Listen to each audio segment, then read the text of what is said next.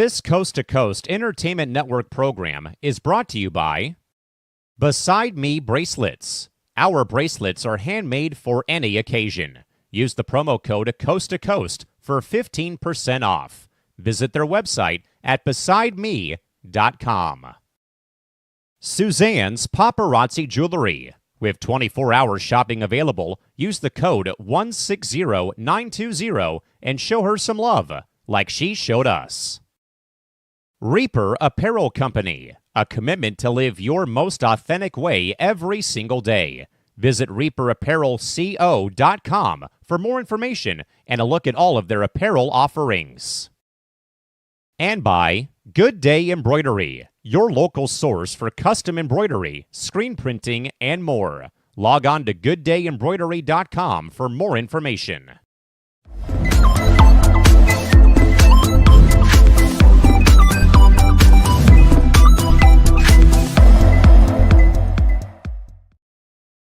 Again, I just love our intro music on this program. With that in mind, though, folks, happy Monday evening and welcome into C2C at night of the week or during the week of Thanksgiving on this Monday night, November 25th, 2024. Back at you live from Southern California alongside that man, James Gonzales from up in Oceanside, California. Yours truly, Callan and McClurg, joining you folks here from San Diego on this Monday night. Mr. Gonzales, what a wild weekend in the world of American football this weekend. Head coaches getting fired in the NHL, more baseball awards given out, and also the Major League Soccer postseason is going into the conference finals coming up very soon. Big game, James. A lot of ground to cover. The Grand Circle Tour again on a Monday night, my man. Good to see you. How's it going tonight? Yeah, it was good. You know, I know we took off last week, and I think we all needed a break, and it's good to be back, and there's so much to get to. So, yeah, let's get to it. Yeah, folks, Grand Circle Tour covering baseball, hoops, the NFL Week 12 schedule, the NBA with injury problems, NHL coaches getting fired, and Major League Soccer is coming down the pipeline of their postseason, and a wild weekend of college football that may, in fact, throw the entire rankings, both the playoff rankings and then the top 25 into total disarray come Tuesday evening. But, of course, folks, here on C2C at night, Callan, McClurg, and James Gonzales join you folks here again to recap all of the big news and scores and stories in sports, both from the weekend and from today on this Monday. So if you folks are joining us live via Facebook, YouTube, or via Twitch, again, your input is valuable to the cause at hand. Again, drop a question, drop a comment. Your concerns, your hot takes, your cold takes, or your overall takes in general, we'll do our absolute best to ensure that your commentary is read on this program, as we do here every Monday night, 10 p.m. Pacific time, midnight Central time, and 1 a.m. Eastern over here on C2C. With that, James, we'll start things off, my man, as the Hot Stove League rolls on in Major League Baseball, my man. We'll start things off, though, with a couple more awards given out over the course of the week and weekend, for that matter. We'll start, James, with probably the two, or both these awards, I think, James, are both not much of a surprise, if you ask me. Stephen Vogt to the Cleveland Guardians, Pat Murphy of the Milwaukee Brewers were named the managers of the year in both the American and National Leagues. Again, Stephen Vogt, longtime catcher, journeyman catcher, first-time manager, leads Cleveland to a AL Central championship, and also got them through the wild card round into the ALDS, where they were stopped in their tracks by the vaunted New York Yankees, while Pat Murphy, who had been a manager a couple times in San Diego, but really did not get a chance to be a full-time manager. His first full season after Craig Counsell went to the Cubs, 90-plus wins, another NL Central championship, and also, by the way, James, becomes the first Brewer manager in franchise history to win the coveted Manager of the Year tag. James, I think that the voters got this one right. You know, they had two very great stories, both involving Pat Murphy, first-time manager, Stephen Vogt, first-time manager, Pat Murphy, interim tag manager at one point, then full-time skipper, both managers winning over 90 games, getting the best out of both their teams, division championships as well. And sadly, the Brewers, again, were knocked out, though, in the wild card round, while the Guardians moved on to face New York in the ALDS. James, your thoughts as both Stephen Vogt and Pat Murphy win the Manager of the Year awards in Major League Baseball this season, and did they get this right on your mind? Okay, for the American League, I love Stephen Vogt, and I love what the Guardians did this year and going to the championship series. That was great to see. First-year manager, guess they got it right because of that. But I love the stories of the Royals' Matt Quattrero. I think Mm-hmm. you pronounce it right. And then Matt AJ Quintaro, Hinch yeah. Quattrero. I haven't said that name since September or October, to be honest. Yeah, September. Yeah, and No, all three. October. And all three choices in the American League were all AL Central managers. And then AJ Hinch's job, was saved because of their run that they had since I think it was Early September. yeah, and I think it was August 11th because they had a bad streak until August 10th, and then they went on a crazy run, knocked out the Twins, um, Knocked out Houston. and then going into to that wild card round. I would say just because of that, I would give it to AJ Hinch, but I think that was just like a 2 month job. Stephen Vogt there with all the managing pieces that he had to have first year, like I said, but with Quattraro, I don't know, man. I feel like the Royals, it was more the GM did the job, getting the starting pitchers that they needed, having the outfield help that they needed. I think that was a big key for the Royals this year. Nothing against Matt, but I guess they got it right. And then I never thought Pat Murphy was going to win a Manager of the Year award, and Yet here we are, my friend. Yet here we are. and then hearing you say that a Brewer has never won the Manager of the Year award, I'm going back, to Harvey and his wall bangers back in 1982. I know he took over, some point of that season. He took over and they started Ned to Yost hit. didn't even win it in Milwaukee, if you can believe that. Ned Ron Renicky Yost, never did in Milwaukee. Craig Counsell. Great counsel. So I'm going from Renicky. 08 on, and I'm thinking to myself, wow, maybe, they should have won it, but it was always maybe a Cardinal in the way or a Cub in the way. Dodgers, Mets, the Braves, Yeah, so San Francisco. I don't know. See, Carlos Mendoza, he was such an up and down season. It was down all the way at first, but they also got hot, starting in, I think it was August. But with the Padres manager, Mike Shilton, I think he just got extended as well. 2-year extension. It feels like the Padres keep getting snubbed off of awards, but I think both with Milwaukee and Cleveland, the cases are kind of similar because both really didn't know what they had going into the season. Milwaukee didn't have Brandon Woodruff, and they didn't really know how their offense was going to be.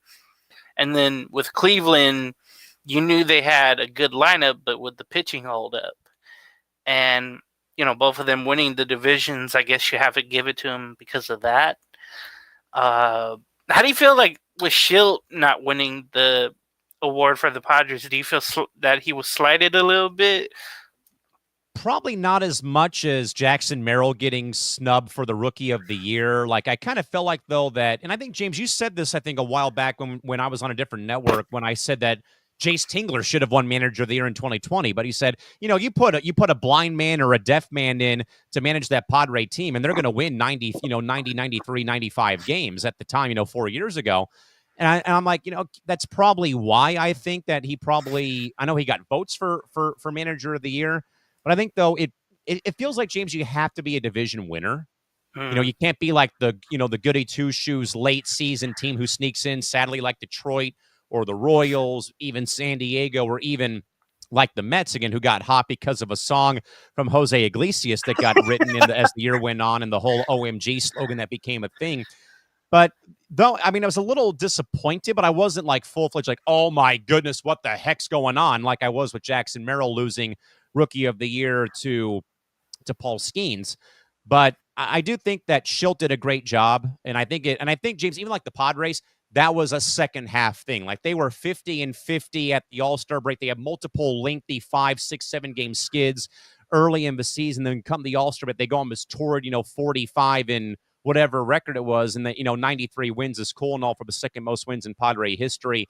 But I felt like, though, that if that was a fully sustained season for the Padres and maybe winds up with a division title, maybe a pennant, then maybe Schilt would have gotten more votes. I do think, James, and I hate to say it, but I'm going to, and people can say what they want. You know who got snubbed? Dave Roberts. How does Dave Roberts, division champion, pennant winner, World Series champion, how does he not get one single first place vote? How does that happen? Please tell me, Mr. Gonzales, how does that happen? I think probably because of his past performances, and they thought that they were going to win more games probably.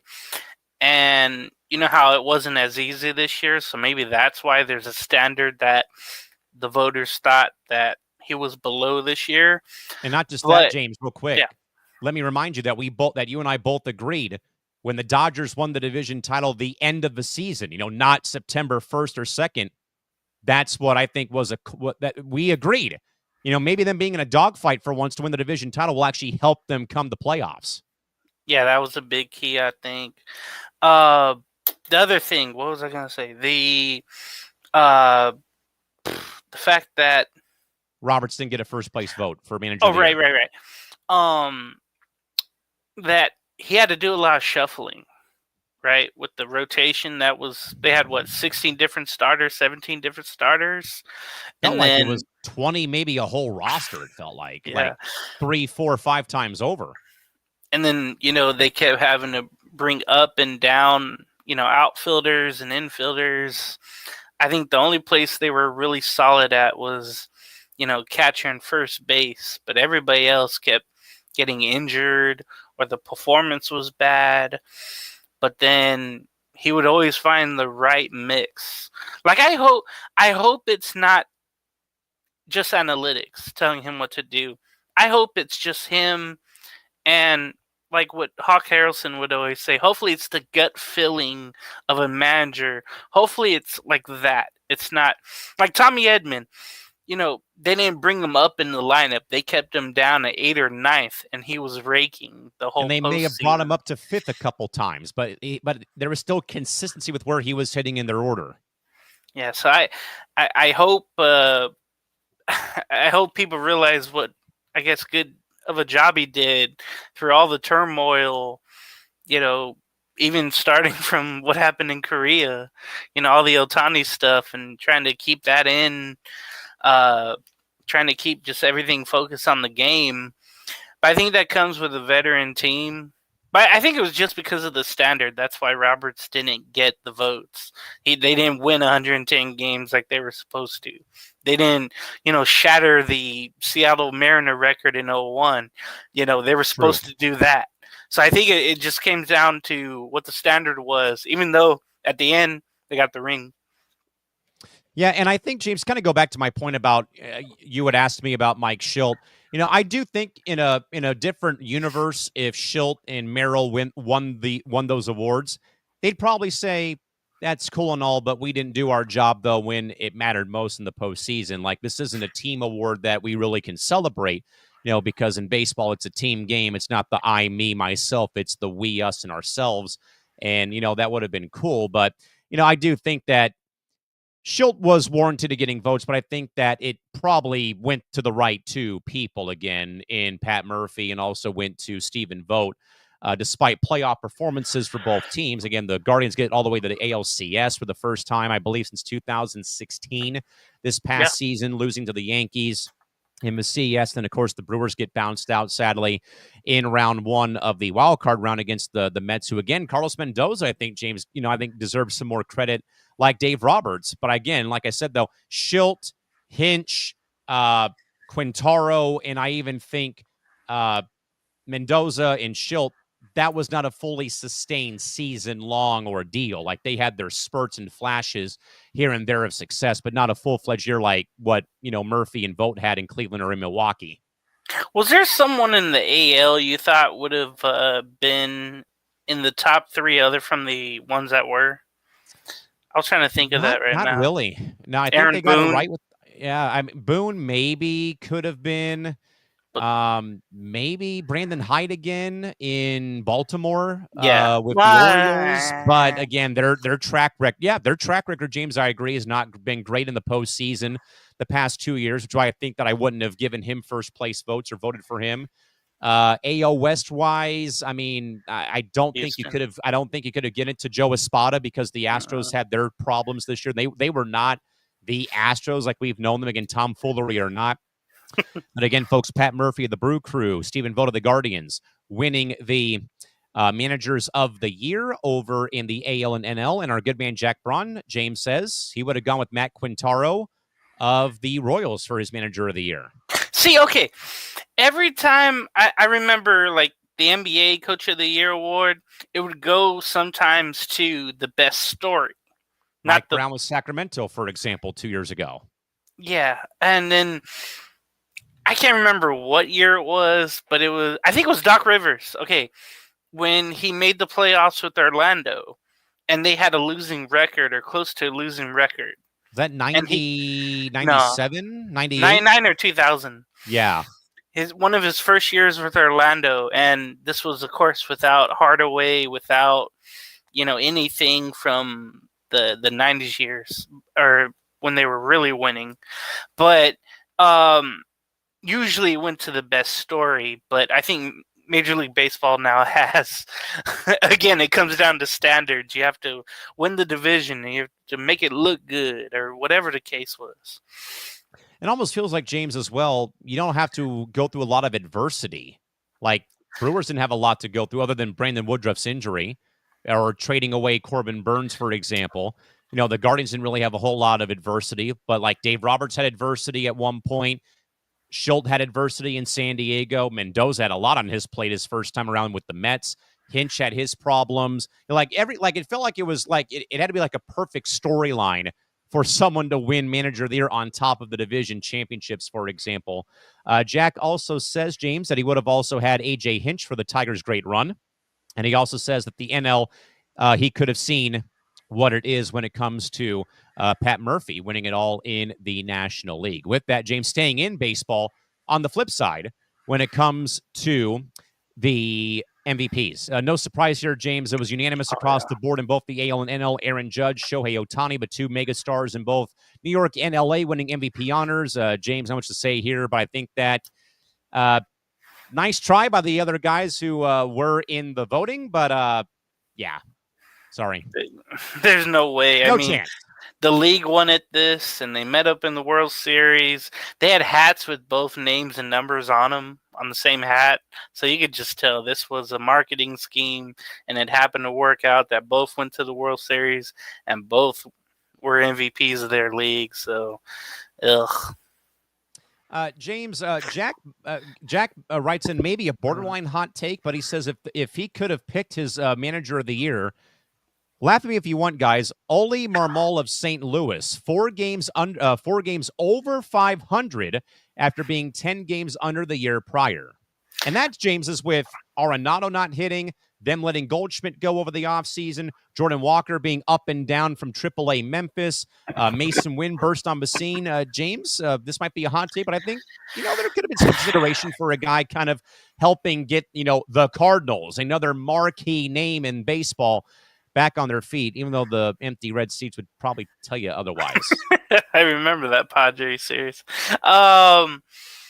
I think it comes down to, again, making the playoffs I think now making the playoffs. I do remember, I want to say it was in 2002 or 2003. I think it was 2003. So the Kansas City Royals.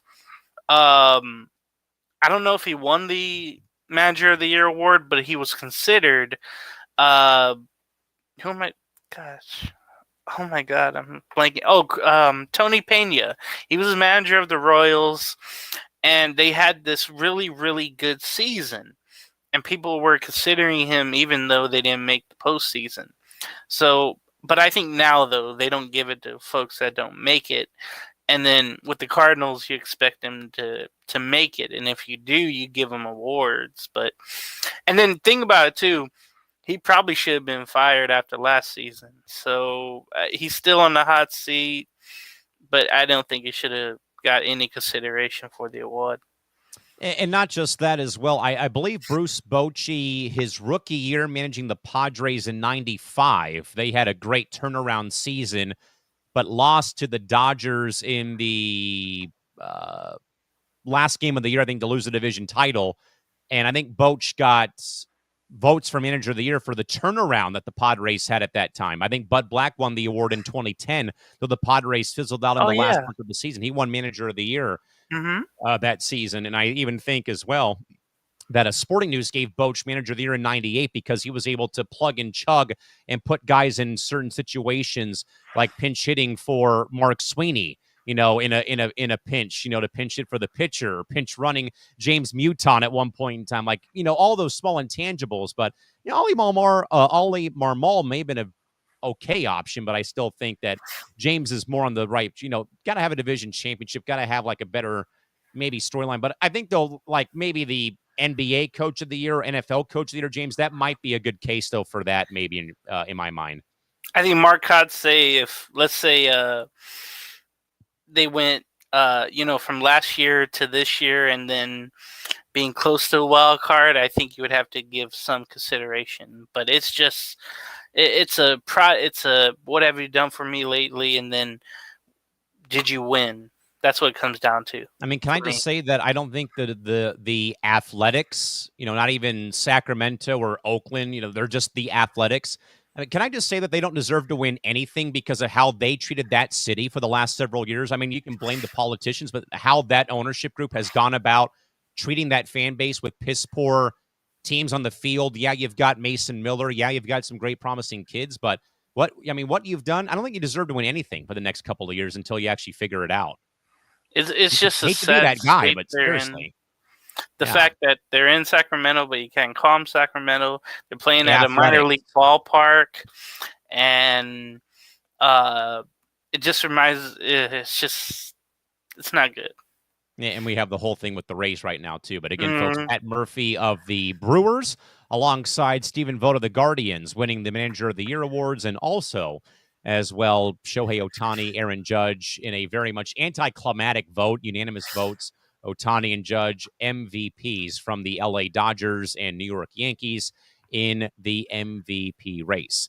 With that, James, your ball club up in Orange County, my man, has been very much the busy bee in the hive ever since the World Series ended, though, by dishing out 5 contracts and also a trade made, as well as they have gotten Jorge Soler, they've gotten Travis d'Arnaud, they've also signed San Diego native Kevin Newman, and also, James, a big splash early on Monday. UC Kikuchi is going to Orange County on a 3-year, $63 million contract. Angels have already opened up the pocketbook, James, per Fox Sports. They've already committed about $112 million, it sounds like, in salary already for the upcoming season. James, so far, again, I don't think that the moves really move the team or move the needle right now, but it does at least, though, say, like, hey, there's a pulse in that with that ownership right now up at Gene Autry Way in Anaheim, California. James, your thoughts? And I do like the move for Kevin Newman. I read more about his defensive WAR stats, and then Kyle Kendricks, getting him. It might be a little pricey, but I've always liked how studious he is. So I do like that part. He's a holdover from the 2016 Cubs. I think he was with the... No, I'm thinking of Bruce Sutter, but they look the same and they have the same backgrounds.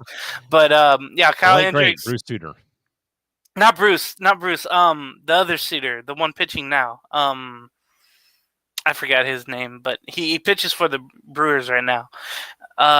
Brent Sutter. Sutter. Thank you. Yeah, Brent Sutter. Him and Kendricks look so alike whenever I see this picture.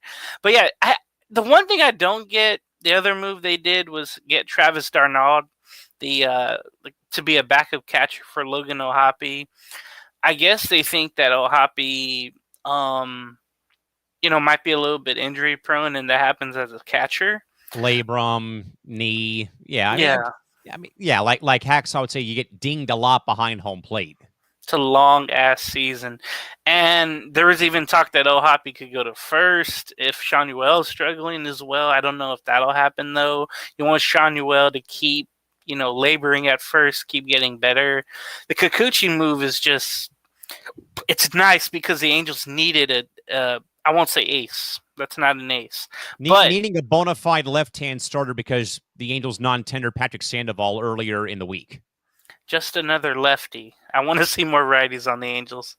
Oh, yeah, we talked about Soler, I think, a while back, but they need a power bat. I doubt he'll play the outfield because he is very, very shaky there. But at least they're trying, it seems like. Like, we can't get rid of Artie, but we could tell him to spend a little more. I think it's also, Paramanazian saying, hey, I want to look better for another job. I know I just got extended, but I could get fired at any time. So I do like the moves, but they're going to need more. Way more. They need another starter, frontline starter. God, what else? Probably another left fielder if Taylor Ward's going to be on his way out of town, sadly. I don't know what's going to happen with Taylor Ward. I think they want to keep him and keep trying to put him out there, and hopefully he won't get injured before he gets really good. He's just the whole team is so damn frustrating to watch. That's why I've taken down the banners behind me.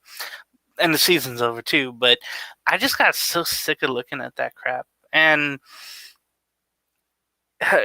again, it's going to take a lot to get this team better, but at least they're making these 5 or 6 moves that kind of turn your head. And then the what do you call it? The giveaways came out, and I'm always intrigued by that. But same, always. I just want a better product on the field. I want meaningful games later in the year. I do love Soler. I do like that move for sure. But Kikuchi, think about too, real quick, what the Astros gave up 4 players to get him from the Blue Jays. And he's gone just like that. And I think one of the Astros that went to Toronto was a big prospect too that they were going to have up for a while with Houston. That just destroyed, I think, Houston's farm. But yeah, we'll see what happens. I hope for more. I hope the Angels aren't done yet. They're so young and they're so cheap that they need to continue to spend a little more. Yeah, I mean, I like the approach when it comes to veteran talent, Soler, Darno, Kikuchi, big game pitcher like him in some capacity, and then Kevin Newman, insurance policy. Again, you don't know how Zach Neto's going to be with that labrum surgery he had, because I think he hurt his shoulder, much like Kim and Ohtani, sliding into the base and jarring his shoulder. So you need an insurance policy at short. You hope that Rendon and Trout can stay healthy for a high chunk of the season. Maybe a corner outfielder becomes another priority of some type, like a Jurickson Profar if he doesn't come back to San Diego. I think he'd be a good fit, though. Switch hitter, top of the order. He's got power. He's got speed. He can cover the outfield, out in left field. It may be a pretty hefty price tag. But I think more than anything else, it's good, though, that they're trying to make this better. Again, they're coming off this, like, easily one of the worst years in franchise history. The worst. 99 losses on the season, getting so close to finally breaking the 100 loss mark for the first time in franchise history. But I also think, James, that not just that, you need some luck. You lose Robert Stevenson early in spring training, and he's done for the year. He signs a 3-year deal. He signed the 3-year deal from Tampa Bay early in the offseason. He's out after like the first 2 weeks of the season, and then they deal Carlos Estevez. They deal away Luis Garcia. So they've lost some bullpen pieces too. So there's obviously a long list, James, but at least there's signs of life. There's a pulse right now that they're out here making moves, either adding that insurance policy of Newman playing short, adding Soler for, to play right field, probably, maybe DH, who knows. But James, I mean, I think, though, that it's a good starting point. Yeah, I just want more for Christmas. And then somebody told me to mention Scott Kingery, the former, I think, Philly infielder. I think every year now you definitely need a center fielder, and then you need a third baseman, just because of the two that you mentioned always getting injured. you have to have solid backups, and that And I would goes even for agree any with that. damn And I would even sport. say that about catching, though, too. I mean, like the Padres, they've been putting their faith and trust in San Diego, for example, in Luis Campisano, always getting the same left thumb injury from catching the foul balls, swinging the bat, and then you have a guy like Kyle Higashioka last season that is a veteran who then became the top catcher for the Padres last season. And then after that, it's kind of thin. So I think, James, I would agree with you, but also I'd have to throw a catcher in there, though, too, because the wear and tear, man, being behind the plate, man, is not fun. Yeah, I could just I could sense that just with the the shows of the bruises and all that. Yeah, I can't think of anything else, and just hope that more is coming. That's it. Just the start, James. Just the start. Mm-hmm. Just the start. With that in mind, James, we'll move over, my man, to the NFL week number 12 in the books. Another a game on Thursday. Let it snow, let it snow, let it snow in Cleveland on Thursday. Blowouts across the board on Sunday. Baker Mayfield taunts Tommy DeVito. Field goal kickers can't make kicks. The Bears find another way to lose a game after a heroic style comeback. What happened in D.C.? And, hey, the Chargers lose again. James, the slowest 5 minutes in all of football is here. Week 12, what do you got? All right, Thursday night started off with that snow game that didn't start off as a snow game. Yeah, it's like, what the heck happened? Like, I was at work, I saw, I'm flicking through my phone after work on Thursday, and I think BR put out, a Bleacher Report put out, first half picture, swipe right for second half, and it looked like it was a snow globe in Cleveland. That's right. I did see that. And yeah, I didn't watch much of that game, but I saw the ending later on. And it was a really good back and forth game.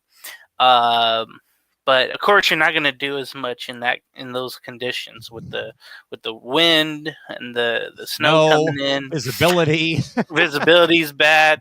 Am I inbounds? Am I out of bounds? Is it a touchdown?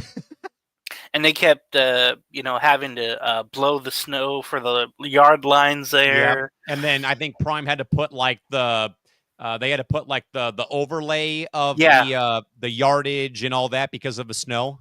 That was a little tricky watching that. That felt like watching those, LA car chases when they put the map on from the helicopter and you see the street lines and you see the cars go through them. That's what it looked like. But Jameis Winston, he led the Browns back, and that was a good win for them.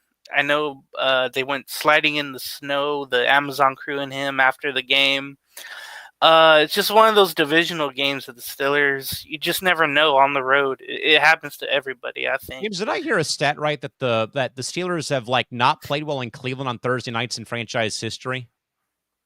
Okay, so I didn't want to bring it up, but every time I think of Thursday nights, Pittsburgh and Cleveland, what happened, I think, in 2017 or 18 with Myles Garrett hitting Mason Rudolph with the helmet.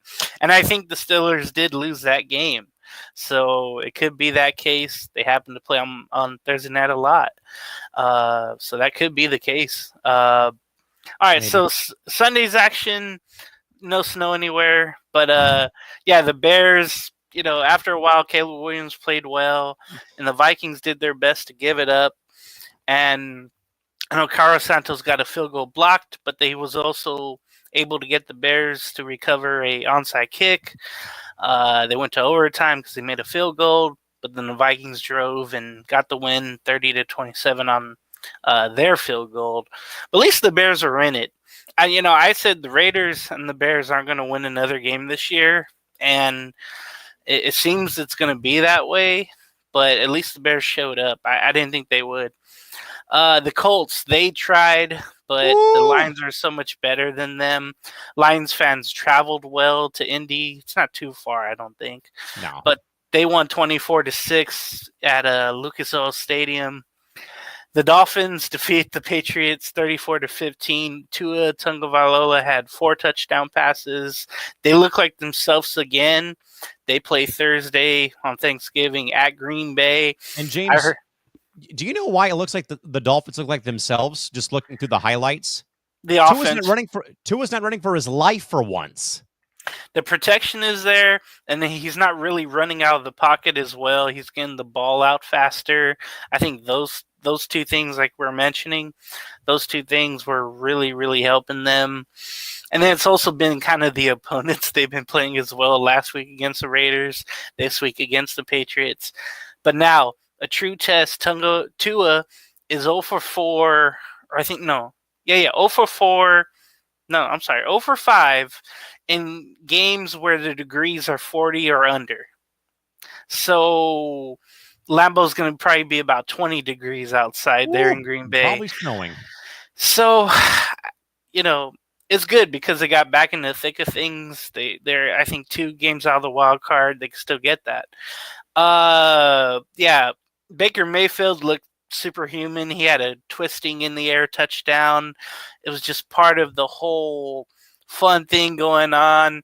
He had a tribute to Tommy DeVito.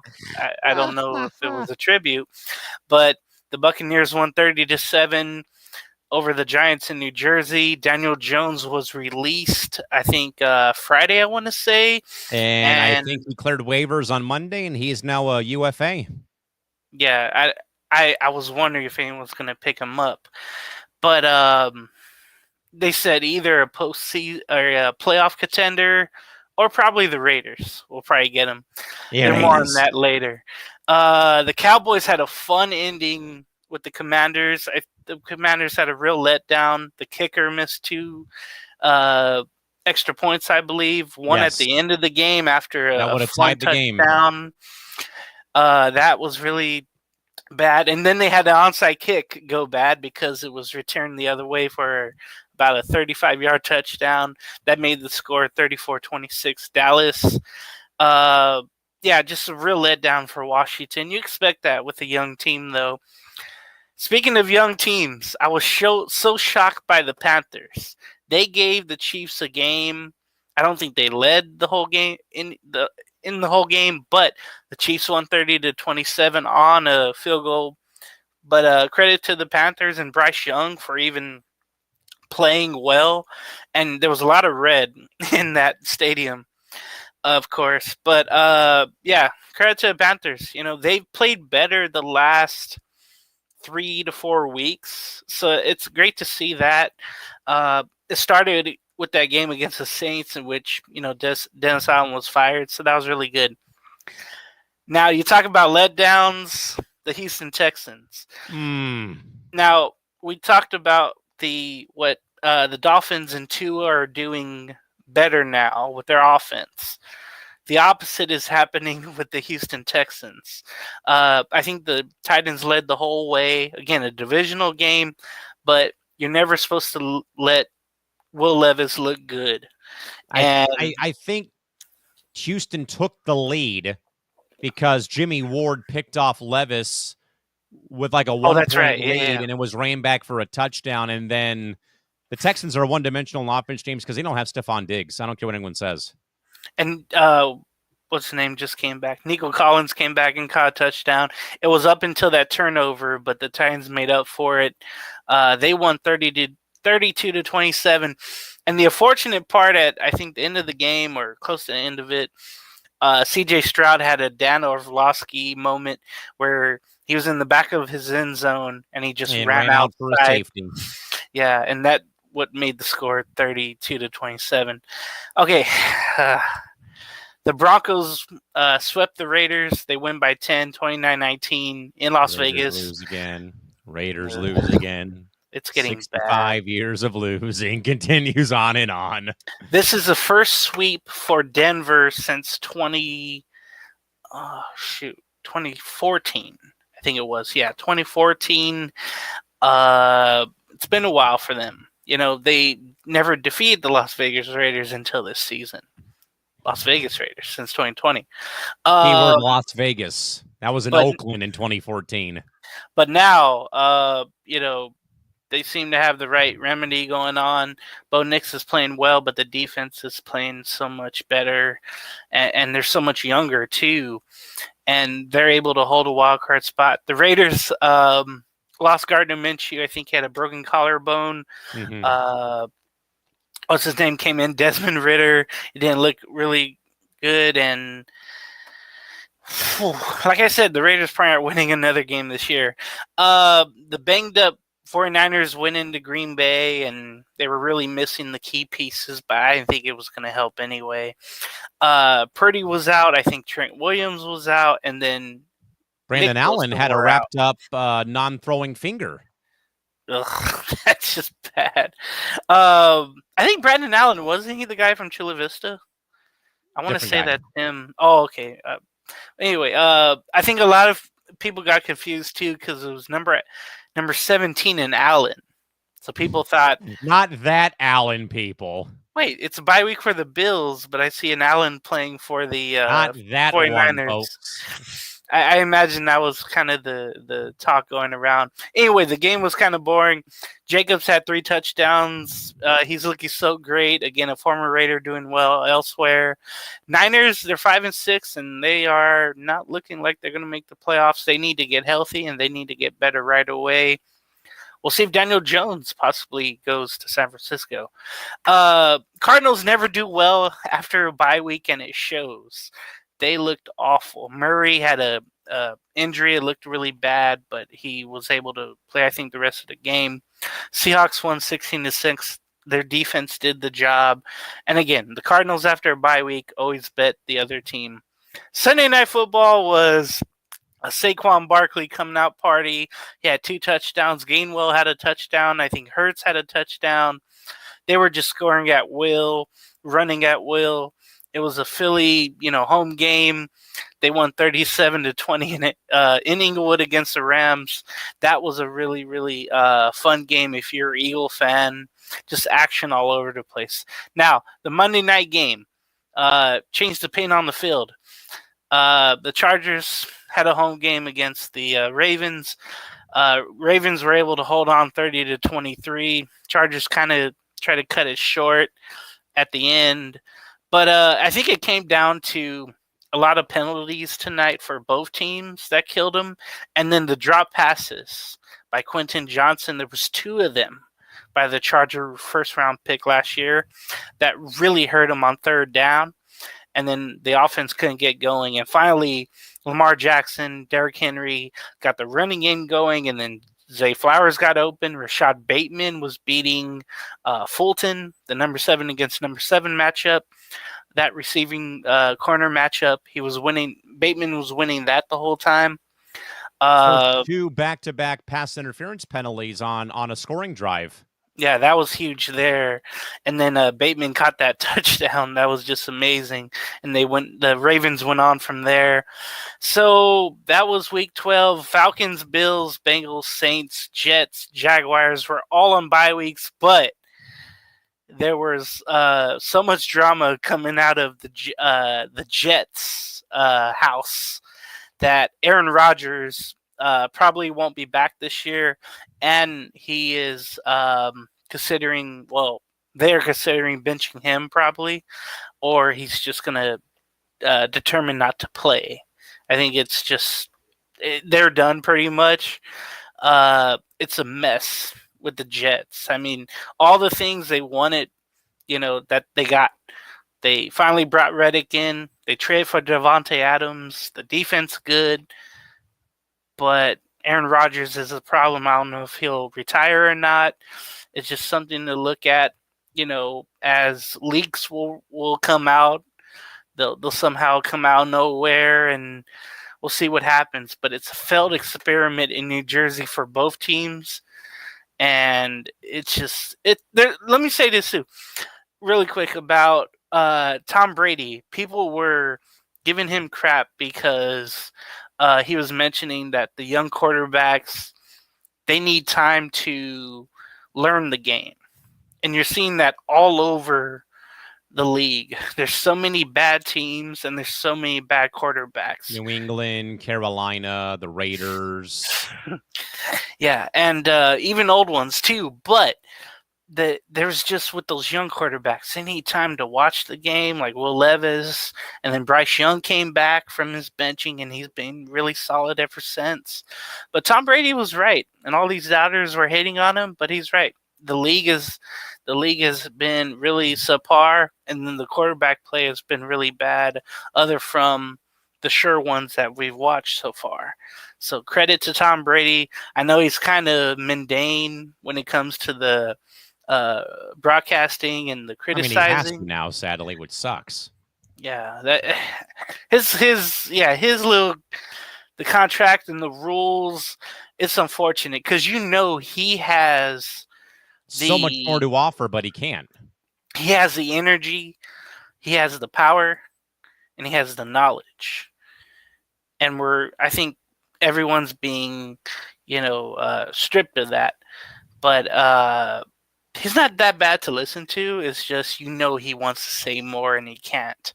I mean, wouldn't it just be like the greatest thing ever, like greatest heel turn ever, that Brady signs that lucrative deal with Fox, and after 1 year says, "Nope, I'm done. I'm going to go on the Raiders," and he's owed all that money over the next 9 years from Fox? That'd be hysterical. By the way, right now, the playoff standings, for those of you wondering, in the AFC, Kansas City would have the first round bye. Buffalo hosts the Broncos. The Steelers would host the Chargers. Houston hosting Baltimore in the AFC right now in the playoff picture. In the NFC, the Lions have the first round bye. Philly hosting Washington. Seattle hosting Green Bay. Atlanta hosting Minnesota. So, James, What do you think about that right now? Man, Philly and Washington. I would watch that in a heartbeat. A divisional playoff game. Those are always fun. And I remember the Broncos and Bills played a Monday night game last year, and I think the Broncos upset them. But I don't know what the hell that means. Regular season. Prove it to me in the playoffs. Yeah, I don't know anything about that. But I think we would have a couple of upsets if those standings hold up. All right, so I do have to mention, since it's Thanksgiving, we have 3 games on Thursday. And you kind of want to be around your family for the first 2. The Bears play the Lions. The Bears, of course, are 4-7. The Lions are 10-1. First time they've been 10-1 since 1934. So be with your family. And then be with your family even more for the Giants and Cowboys game. Oh, man. Ooh.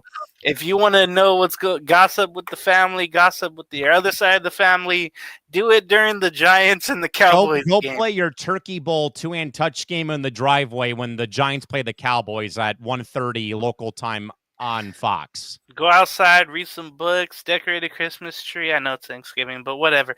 Do whatever you can to avoid the Giants and Cowboys game. But then come back in for the NBC game, because it'll be Packers and Dolphins unless Tua just doesn't play well in the code. And if you're not tired from shopping on Black Friday, oh boy, the whole country, or the Amazon people, gets to show the Raiders, who are 2-9, at the Chiefs, who are 10-1. Oh boy. It's not really a rivalry. They're thinking Christmas will happen again, but I know that won't happen. So Black Friday, just stay out. Just stay out and try to find what's left at stores. Don't watch the Raider game. Anyway, that's the holiday football coming up, and avoid most of it. James, this will be a press row kind of like small mini rant from yours truly. Why now do I feel like the NFL is oversaturating the TV market now when the holidays come around? Like, okay, Thanksgiving is totally fine. Don't start doing this crap on Black Friday and taking over NBA Christmas Day, whatever you do, and yet here we are. Make it stop. The problem is this year it's going to be on Netflix. The 2 games, I think it's Steelers, Chiefs, and Baltimore playing somebody, I think, too. Yeah. Now think about this, though. If certain people don't have Netflix, all they're going to do is watch the NBA. And then if Netflix has issues with the streaming again, like they did with the Tyson Paul fight, then that's going to restrain people from watching. So the NBA might get lucky this year and be like, okay, we'll just pop this on, or we'll watch the Peanuts Gang or something, instead of fussing with the NFL Netflix. keep having to, with Netflix keep having to, go back and into it again. Yeah. That you can't do that with the NFL games. Like, you really, and if you have a playoff game on there, you cannot screw that up. Nope. It's a lesson for the NFL, and if it goes horribly bad, it's going to be just like last year where the NFL ruled the day on Christmas. Like, for the first time, I was watching the NFL games on Christmas more than I was watching the NBA games. I was polar opposite. I was watching all the NBA games and not giving a damn about NFL games on Christmas Day because to me it didn't feel right that there was a sport being played on Christmas Day that wasn't basketball, let alone the NBA. I get it though. The NHL, the NBA, MLS, they take Thanksgiving Day off to let the NFL rule TV sets. And that's how I feel like Christmas Day should be.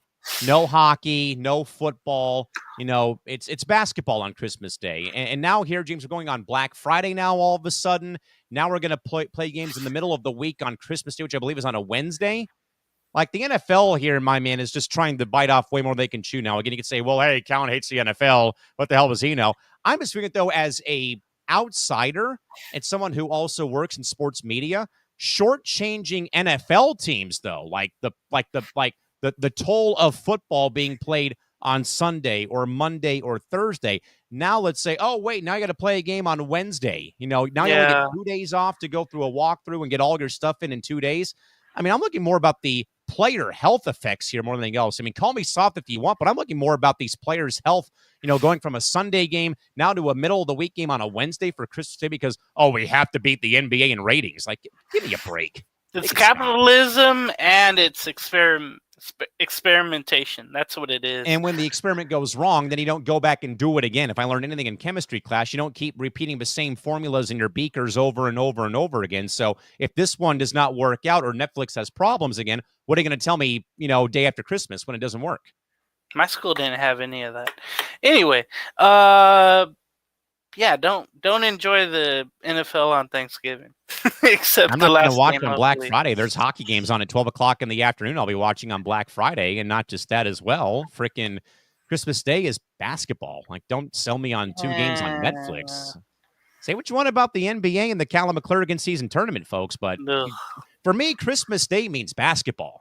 Just like today, I was watching the Maui Invitational all day on ESPN2 down in Lahaina. It's the first one without Bill Walton, and it feels weird, bittersweet. They had the chair out for him and the shirt that says Walton on it. And I also think, James, it's the first one in Maui since the Maui wildfires that went through a couple years ago, too. The one last year was in Vegas, I think. Or it may have been in Honolulu. I think it was. Yeah. I think it was at the Stan Sheriff Center at U of H at Manoa. Yeah. That felt bitter. I was watching a little bit before it came on. I think UNC was on, but Jay Billis was there. And they had pictures of Bill in the past. Yeah. And I would watch all of that.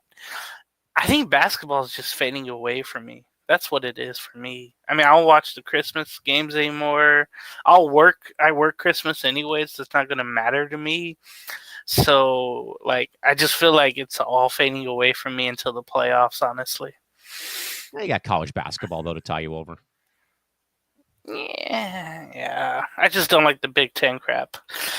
Yeah, well, that's a sidebar. You had Memphis upset UConn today in overtime, thanks to Dan Hurley getting a technical foul in the overtime period. Yeah. And, tomorrow, even starting on Tuesday, we have the first ever Players NIL era tournament at MGM Grand. SDSU is going to play my beloved Creighton Blue Jays tomorrow morning at 11 a.m. on TNT. So that'll be fun to watch on Turner tomorrow, along with games on ESPN. With that, James, staying in basketball, but over in the association, James, the news just gets more difficult, I guess, to process if you are a Clippers fan or a San Diego State fan. Hearing Kawhi Leonard. Again, Kawhi has still not been able to return to gameplay yet due to ongoing knee inflammation problems. James, he's been officially ruled ineligible as of Monday for any postseason awards like MVP or Sixth Man of the Year. James, and I said this, and I think you and I said this 2 weeks in a row. There was a week I said, he's got to retire. You said, no, not yet. The next week I said, he should retire. And you said, yes, he should retire. So, James, for the third time now, man, sadly, the Clippers also got crushed tonight by the Celtics in Boston this evening on Monday at the Garden. But, James, the Clippers, despite the great defense, I did watch their game, not today, but their last home game or the last game against Philly where they just beat the brakes off the Sixers in Philadelphia to sweep the season series. I just, James, have not really seen a team buy in the defense in the NBA so far, like how I've seen the Clippers playing a high majority of their games. I've been watching a lot more of their games on local TV with them having their NBA team or G League team here in San Diego now. And I've been impressed. Now, yeah, it's James Harden leading the offense and Terrence Mann's doing his thing here and there, and Zubac is doing his thing down low. But at the end of the day, though, James, Paul George being gone is one thing, but not having Kawhi, though, James, is just disheartening. You feel for the guy who, again, is probably one of the most liked players in the game because he's quiet. He's to himself. He doesn't really say a whole lot to the media. Yeah, he might be boring, but he's won multiple championships. He helped the Spurs out, win one. He won it in Toronto in 2019. And now, though, James, just like the mileage, we always hear mileage being a thing in basketball. All the years of deep playoff runs. And, even in college, the long runs in college to the Sweet 16 or the Elite Eight. And then, of course, the injury problems as well. And then in the NBA, though, man, the long 7-game series in the postseason, all the preseason games, the rehab. And here, James, Kawhi was like one practice good for Paris. Then he says, I can't do this. And they replaced him with Joel Embiid. So, James, the Clippers are holding their own weight right now. But, James, how much of an anchor is this, though, right now for the Clippers, still having Kawhi Leonard out, though? And what really, though, do you think happens with Kawhi going forward? And I'll say it. I'll ask it again, James. Is it time that Kawhi Leonard, multiple championships, great player, all-star, is it just time for him to just pack it up and leave because of the injury problems? He won't because he just got extended. So when you talk about, getting that contract extension, he wants to keep that money that's going, So I think that's going to be a thing that keeps him around. Yeah. Contract. As long as he could keep getting away with it, he'll keep sitting there or not even showing up. And I hate to be that brash and that arrogant, but it's just how I think a lot of the fans feel. And then a lot of the basketball historians feel. It's also too. I'm not comparing his career to Bill Walton, but when you think about it, both won 2 championships, both had knee problems forever, and both happened to play for a team called the Clippers. Yeah, and then both have had careers, but Kawhi's been longer. But it's a thing where, man, he was going so well, all last year and the year before, and then in 2020. But there's those years in between where he's just missing a full season. Or 3/4 of the season, half the season, missing games left and right here and there. He's just missing too much time to the point where you cannot count on him to be out there.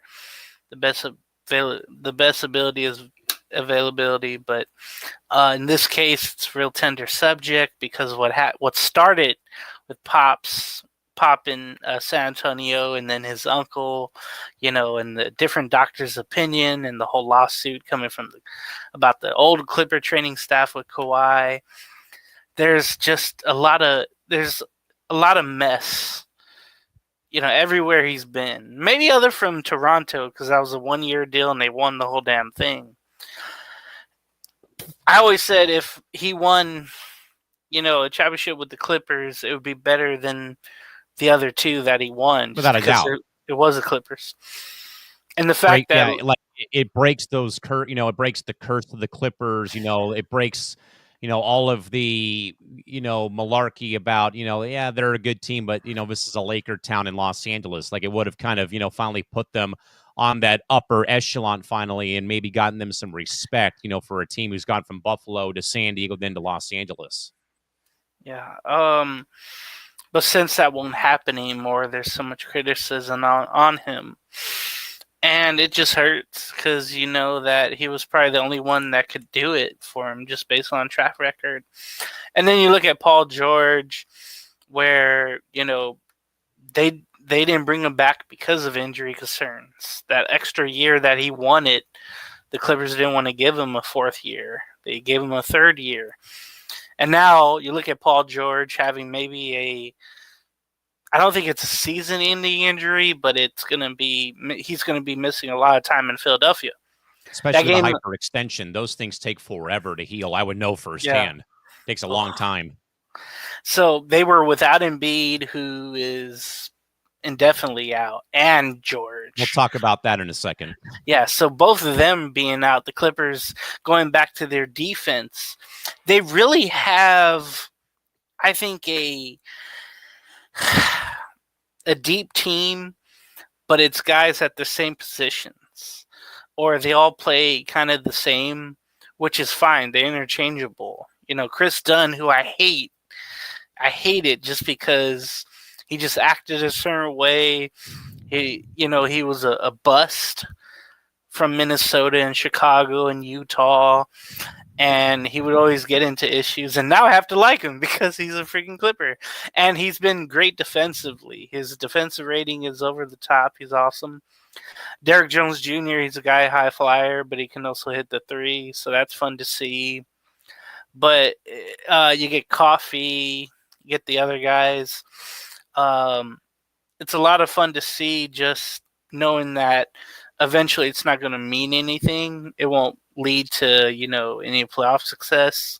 It always feels like a lost year with Kawhi. I think when he was out all of 2021, that felt like a lost year.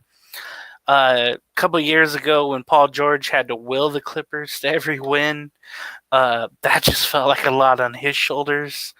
And now you don't even have – well, you have that with James Harden. But still, it's James Harden. You feel like, the mileage on him is long. He just passed, Ray Allen for three-pointers made. So, again, it feels like the Clippers are, it's fun now. They're 11-8 with the loss tonight. They play the Celtic team that just shoots threes. But – and which is fine. Everybody does it now. That's how they win games, and that's why they score 120 plus. But with the Clippers, it just feel like we're never going to get the Kawhi that they need to win, and he won't ever be the same. You can definitely see it. It happens maybe in all sports where somebody's knees just aren't the same, and it keeps getting worse as they get older. That's what's happening with Kawhi. I just wish there was more clarity for all of his injuries. I wish there wasn't so. Again, it's a mess. The controversy on it with his uncle, with Uncle Dennis, with the teams that he's been on, where rest is okay, and not playing through pain is okay. That's where I'm disappointed in everyone when it comes to that. Christy Wilson James, our great friend from Between the Ropes and other C2C programs, she says the Clippers have to be careful in her opinion. I think they're trying to be as careful as possible. But again, when they're talking about knee inflammation, it doesn't go away. It stays there for, a long time. And again, as James alluded to about Paul George having the hyperextended knee, again, I've done that before. It is not fun whatsoever. With that, James, staying with Paul George and his new employer in Philadelphia. James, I wanted to get your thoughts, though. I think I talked about it a bit on Press Row last Tuesday, but I was more by tech problems, though, again, on last week on PR in the late night time slot last Tuesday. Was the Sixers called that team meeting after they got blown out by the Heat last week, and Tyrese Maxey, though he was also injured, really pointed the finger solely at Joel Embiid for being late to team activities, late to games, late to practices. And where I kind of said, that's a guy that I admire like Maxey, who's calling out teammates to hold them accountable, because it's the small intangibles that win you games and your team has success, and I know that that meetings really can go one or both ways. It can be a good thing or a bad thing. And I think when Embiid then says, I see where he's coming from, though, and things like that. But at the end of the day, though, James, and then though for Embiid to then say, I didn't want this crap to leak out, blah, blah, blah, blah. It's like, okay, so what do you want? Do you want us to respect you for you then telling Tyrese Maxey, hey, bro, I get where you're coming from, hey, I'm sorry, I know I'm letting the team down. Then to say this crap, though, about I hope that, I didn't want this to be leaked out to ESPN or leaked out to the media. This was all a closed door encounter. James, I don't care if it's a closed door encounter or not. You got called out by a teammate. Joel Embiid in that moment, James, was me, myself. I got my money in the bank. Screw all of you guys. Go out there and play basketball. Where Tyrese Maxey notices that, James, and says, no, I don't care about your bank account. You're part of the Philadelphia 76ers and a part of our team. This is not your team. We don't hear about, you, what are you doing for the city, but it's cool and all, but this is our team. And we're in this mess partially because of you and your attitude. And again, here you are shoving media reporters for doing their job, even though you may not, I didn't really like what Marcus Hayes had to say, but still, though, James, you get my drift here. James, your overall thoughts, though, about the ongoing soap opera in Philly. The team meeting comes out, Embiid again shoves the reporter, for the, again, the very, I think it was a low blow of commentary, but still, though, James, you still don't do that, man, regardless of what happens. But, James, your overall thoughts on the other circus in the NBA that is the 76ers right now in the Eastern Conference? Man, yeah, that's another mess that that it's just gonna get worse as the season goes on. I think they've only won 2 games this year, I want to say, but yeah, the whole thing with the team meeting, those usually get worse throughout the season. Especially, but this was James, right away. James, you call one like, 15 games into the season? Yeah. Like, that right there on Tuesday when I heard that, like, this is DEFCON 1. A meeting 15 games into the season? Yikes. It makes me wonder if, if the Bucks have called them, but things haven't leaked out yet because we've heard things from their camp as well. Giannis like they're going to trade Giannis to Houston? Give me a break. I've heard that, but I don't believe it. But a team meeting can spring up something no matter what. But Maxey, I've always noticed him and Embiid, they've had not a strange relationship. It seems like they're clonking heads a lot, it seems like, if that's what you're kind of saying. I mean, just from the exchange that I heard, though, about, hey, you need to start showing up on time. That right there was kind of like already a couple, some clonking of heads. Yeah, so I'll mention that, but I think it was more about like the shots, right? Like the amount of shots Embiid should get choice. And what Maxey should get. And I hope it's not an ego thing with Embiid, but it probably is. Where it's hey, I should be shooting more than you. I got extended more money than you did, Maxey, so I should be getting the ball more. Look what I've done for this city. But you're not here with the meetings. You're not on time. You're not here. You're late for the bus. You're late for the flight. You're late for this. You're late for a meeting. You're late for dinner, for God's sakes, on the road. Again, the whole thing about, hey, you're with your team more than you are your family through the season, that can get old really quick, especially when you're not winning. And I think all that... Like I said, especially if you're calling meetings 15 games into the season of 82 games. Like, you got, like, a long road to hoe in here calling a meeting 15 games into an 82-game season. Now that you mentioned that, the Angels called him. Ron Washington called a meeting after the first game last season. I thought it was like after the first series of the year, not the first game. The first game, yeah, it was the first game, and so I've seen this go wrong before. The Sixers have 67 more games. So you're calling a meeting 15 games. You have 67 more games to go, and you're calling a meeting already. Yikes! And you're not going to make the play-in tournament. You're not going to make the playoffs without the 2 main guys there. Maxey's going to have to do everything. And Kelly Oubre Jr. can only do so much. I know they brought in other players as well, but they were supposed to be top of the list right there in the East, but they're not even close. They're not even going to be playing, I don't think. That'll help those other teams like Atlanta and Chicago. I misspoke. They are 3-13, so they called this. So they called it 16. Yeah, so they played 16 games. So they called it with probably 12 games played, maybe 13 And they games must played. have won. They must have. No, it was a. The last game they played was against the Clippers. Yeah, so they called it before that.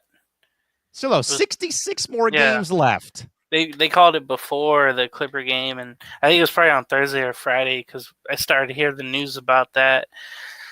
And yeah, Embiid, he's had issues with Shake Milton in the bubble, and then with, like I said, with Maxey and Embiid, they can never get their handshakes on point, or they're always talking about strategy, and it's always about the ball, never about defense. But when the defense assignment gets blown, they start to talk to each other. I think with adding Paul George, they were expecting, like, okay, let's just outscore everyone. We don't have to defend anyone. I kind of feel like pouring gasoline on a burning fire, though, because you know about how Paul George can be, though, too. Yeah. So, man, it's just been a really bad year for Embiid so far. I'm not going to play back-to-backs. You're not going to talk about the only good my thing was family. winning gold in Paris and shutting up all the French fans who booed him the whole tournament. That's like the only positive out of the whole year for Embiid. I remember waking up and one morning I was like, why is he getting booed every time? And then I realized, oh, okay. French Cameroon. Yeah, I just remember. And then I woke up and then I realized, oh, yeah. So he's been hearing it not only from his own crowd, but the French folks. And then, yeah, I do like the gossip and all that, and the drama or the beef or whatever it is. You hope it doesn't get too messy, but it's always easy to cover just because there's been examples in the past. Well, as long as Marcus Hayes isn't getting shoved for his trash commentary and then Embiid puts hands on him. It's too bad there's not footage of that. I would love to see footage of anything like that. Yeah, it's going to be a year of turmoil for the Sixers because of injury, but because of laziness that Marcus Hayes mentioned. And then it's going to be just Maxey trying to do everything himself. But he was already not becoming the number one guy scoring, but you can kind of tell things were being given to him. Was like, hey, we need you to go get a three, or we need you to draw a foul, going up for a lip. We need something. But the injuries have killed him, and now drama's killing him. I feel bad for Nick Nurse because he came in, first year there thinking like, okay, I got everything I need again, and all we need to do is stay healthy and win, and that's not going to happen for Nick. And I feel like he might be first guy on the chopping block in the NBA. Is that a fair assessment? I hope not. I hope not, because it's not his fault. It's not his. It should be Doc Rivers. But in Milwaukee, I agree. It should be him first. Oh God, who else? No, that's all. That's the only two that I can think of because they're at the bottom and they should be opposite.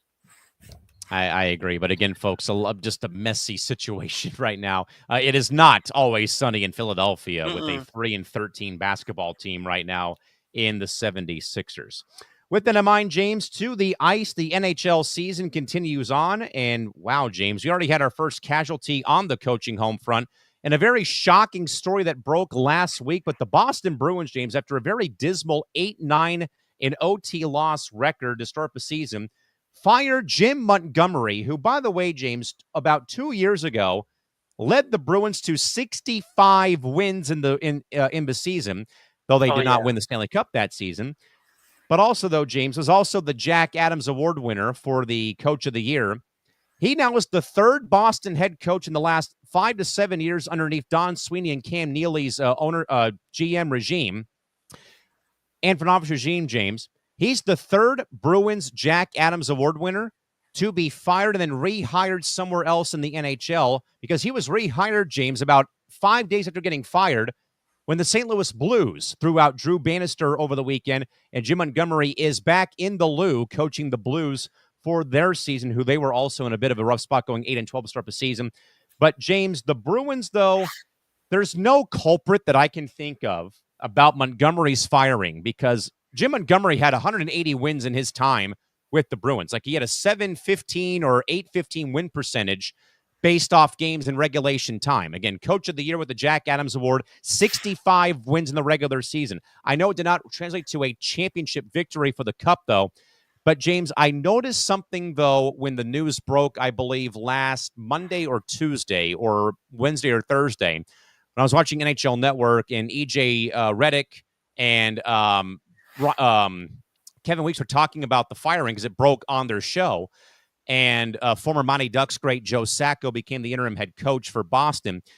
But James, in their B-roll package, and again, B-roll is the highlights you see when they're talking over the highlights or over what's on screen. EJ and Kevin pointed something out that I didn't really notice until I noticed it. There was ongoing friction with Jim Montgomery in the locker room, mainly the two biggest names on that roster, team captain Brad Marchand and assistant captain and goal scorer David Pastrnak. David Pastrnak took exception to being benched in a game for a mental lapse that led to the opposition scoring a goal. He got benched the whole third period for that mistake. Then, before he was fired, Montgomery was seen barking and chirping and having a verbal spat with team captain Brad Marchand, who James kind of in a way did this to his heart because he has the C for being the team captain on his chest. He did this saying, you don't talk to me that way. I don't care if you're the head coach. I'm the captain. You don't talk to me in that fashion. And that proved, I think, James, to be the straw that broke the camel's back with Montgomery getting canned in Boston. But I also think, though, James, that though we can say it's about the on-ice play, it was about the record, it was about Montgomery, what he did to benching Pastrnak or yelling at Marchand, I think more of his blame, James, goes on Cam Neely and Don Sweeney. The third time that you can, a head coach who's won the Jack Adams Award, and they go somewhere else, a la Bruce Cassidy now coaching in Vegas, and then the coach before that goes elsewhere. Now Montgomery let go. Now he's already somewhere in the NHL. James, I think that both sides get blamed. This, I think, though, James, goes more about locker room dysfunction. Though we can say it's on Sweeney and on Cam Neely, this is about Montgomery benching one of his best goal scorers in David Pastrnak and then verbally sparring with his team captain. And then the captain kind of in a way says, you see that? You don't talk to me that way. I don't care who you are. But, James, your overall thoughts mainly about seeing Jim Montgomery, first casualty on the NHL head coaching block to be fired and then right away rehired in St. Louis after they throw out Drew Bannister over the weekend. Seems like it's that old TV show, As the Bruins Turn. The expectations are so high probably in Boston with the Bruins there, and they rely on, I think, the players' output more than the coaches' input. I can see that. For sure. But to have that much success and to have those coaches leave and go elsewhere right away because the league realizes, Bruce Cassidy is a Stanley Cup champion in Vegas in 2023. All these winners are going elsewhere and winning somewhere else instead of here. That's so confusing. I was reading more about, Jim here where, he had this success, but Montgomery said he, after that, chose a positive mindset. That's why he was gone basically. And he found a home, back home, I should say, with the Blues. I don't know. It just seems like the players now, they just have so much power, I guess, in every sport, but especially captains. But maybe in hockey too. There's a lot of I don't know. There's a lot of responsibility, but also there's a lot of pride in that. I don't know how it is to be how can you compare like a hockey captain to maybe like an NBA captain or MLB captain? Maybe is it similar with MLB captains where great clubhouse guy is a captain, but they run things. Yeah, usually it's like great clubhouse, a great character, great work ethic, but also they're the only player really who's allowed to talk to the referee crew when there's like there's a brawl on the ice. They're the only guys allowed to go talk to the officiating crew. So unless you have a C or an A on your jersey, you're really not supposed to talk to the referees about calls that are made. But it's like, clubhouse culture guy, bring your lunch pail or your hard hat to work every day sort of guys. That's what Brad Marchand's been. But, I was talking actually, James, to a couple of my coworkers before the Gulls played on Saturday. And we talked a bit about Montgomery getting fired, and Mark Anderson and Big Ed Bashaman said, Marchand's not the right kind of guy to be a captain. This is a guy who has a reputation of licking players after the whistle had blown in the postseason years ago, a guy who really, runs his mouth at players, on the opposing team, tries to get underneath their skin. He's been called a rat for a reason. That's not quite the guy you want to have be your captain. You'd rather have a guy like Radko Gudas, Anže Kopitar, for example, being your captain, steady players, what have you, but not a guy like Marchand who probably, his ego may get in the way, though. And, we were all trying to pick, who'd rather be a better captain than, someone like Pasternak or Charlie McAvoy. But also, James, I think you might know the stat, though, but hockey coaches are fired at a higher percentile than other sports in North America because a lot of it comes from the GMs and like the analytics and about, we're in win now mode. Why do we keep losing these games? It's not the players. We can't fire the players. We're going to fire the coach instead. That is crazy to hear. And crazy was the first word for Montgomery when he talked to the media less than a week after he was fired by Boston. He also said, I worked with over half of this St. Louis lineup already. I know how committed they are. For me, this was a no-brainer for me to come back home. He's really positive with his players. They mentioned he goes out and just lets them, go skate and play. He's already has a plan for all the players there. So it's really great to see that. He thinks that at this time it's a caliber playoff team. He believes in the group. He's detailed and structured, but at the same time, he lets guys play hockey. The captain in St. Louis, Braden Shinnon, says about Braden Shen, yeah. Shin. So they also won too, I think, over the Rangers today or yesterday. But so you got the win, first win with the Blues. I don't know how it is, but when you give someone power, you hope that they're not ignorant about it or arrogant, and it just sounds like that's happening in Boston. And I don't know. Do you think they'll ever, trade the captain and David there, or are they just going to roll with him until they retire? I don't think so. I mean, Marchand and Pasternak, McAvoy, they all have a lot to prove, I think, still. I think that, I think it was just, disconnect when it comes to, Pasta getting benched, for, I think, a stupid, I think, to bench one of your best players because of a mental lapse that leads to a goal being scored by the opposition again. And then Montgomery having his verbal spat with Marchand. But I don't see those players going anywhere. I think it was just more new voice may help the team. And I think they've won their first two games since Joe Sacco took over behind the bench. Nice. Well, I know, and I was reading, like you said, Joe Sacco. He was like a kids or hockey, I want to say high school hockey coach or something for a Boston area high school, and he's really known for that, or is really known around there. So it feels like they kind of went with the local guy. I don't know if that was the case or not, but I mean, he played for the Mighty Ducks. He had a great career in his time playing as I think he was a forward. I think he was on the one of the original Mighty Duck, the original Mighty Ducks team 31 years ago in Anaheim. He also coached the Avalanche for a bit at one point in the late 2009 through 2014. I think he was there. So, I mean, he's got a great track record. So I think he'll do fine. I want to say, and I think just, new voice could mean for some new things. And they've won a couple games ever since he took over. It's probably what do you call it? A parting that was much needed. Yeah, perhaps. But again, folks, Jim Montgomery earlier last week fired by the Boston Bruins. Then earlier this weekend, picked up by the Blues of St. Louis, who fired Drew Bannister to hire Jim Montgomery.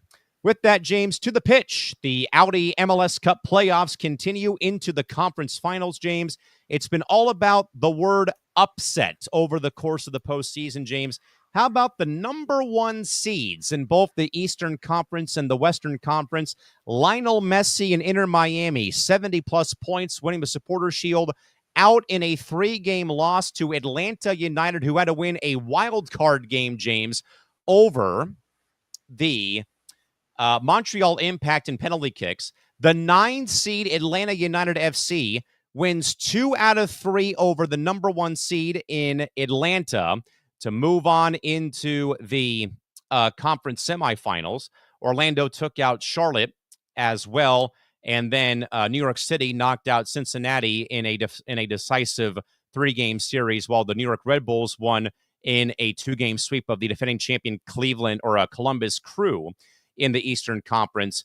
Then, as we move along into the semifinals, Orlando knocked off Atlanta 1-0, and then the Red Bulls winning the Derby in New York over New York City FC 2-0. Red Bull New York winning over New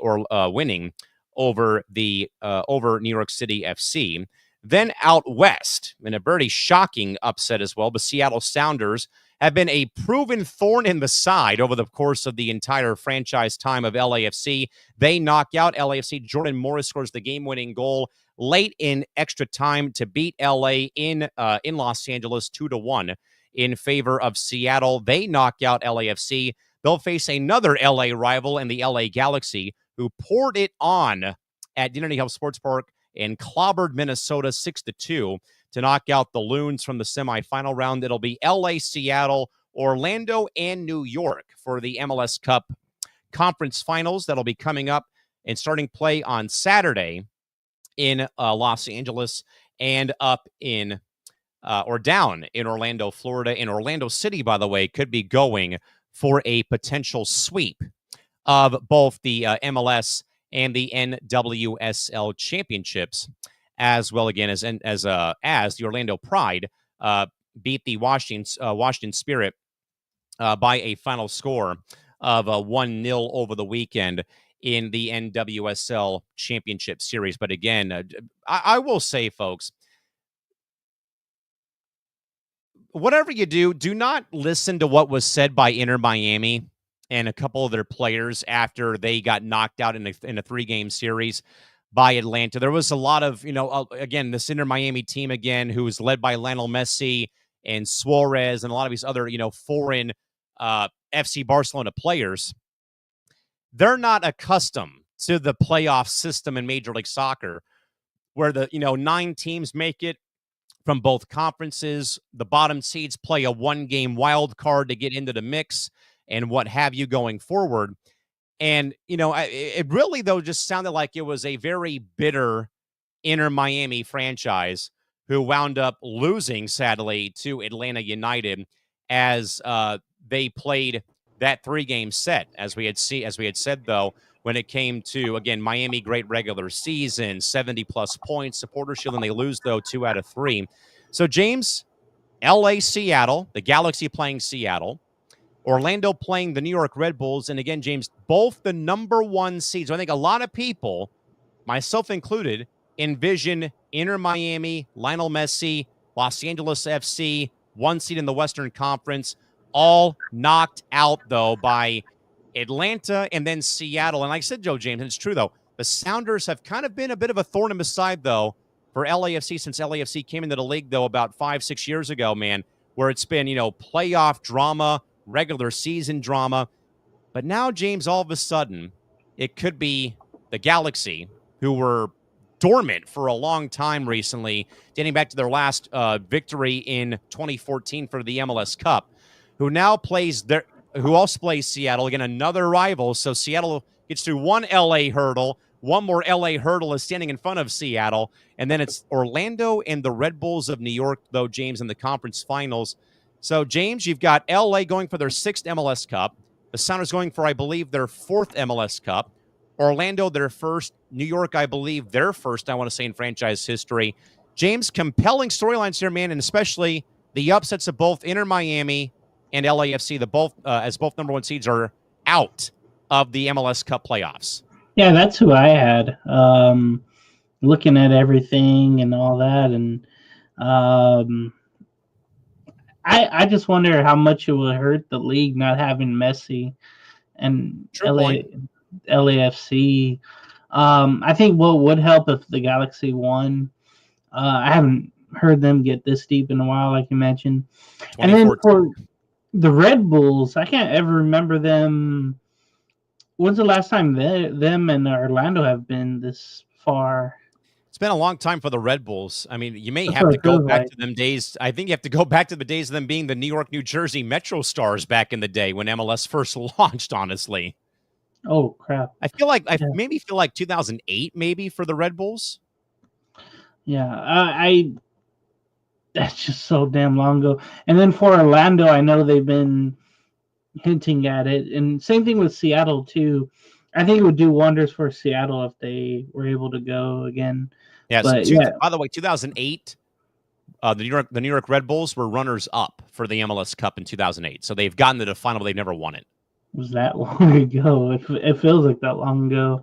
Yeah, again, I feel like with Messi being out, that really hurts the whole playoff. But you'll still have the hardcore core fans, and then for Galaxy fans, I know they've been waiting for this for a long time. Since But they got they to won get their to the fifth cup. championship in 2014. Yeah, so they got to get to the cup. They got to get there and win it. Uh, that's going to be interesting. Now, I really expected Inter Miami was rolling. And same thing with LAFC, but LAFC ran into A Seattle buzzsaw again in the playoffs. yeah, that's just weird. Um, that's crazy how it's only one game too in the semis. Yeah, here you go from a best of 3. Now I it's don't like single that. games all the way to the cup final. I don't know why I don't like that, but do you think they'll ever switch the format? Yeah, James, there's really not, I don't think, been a very squeaky clean MLS postseason.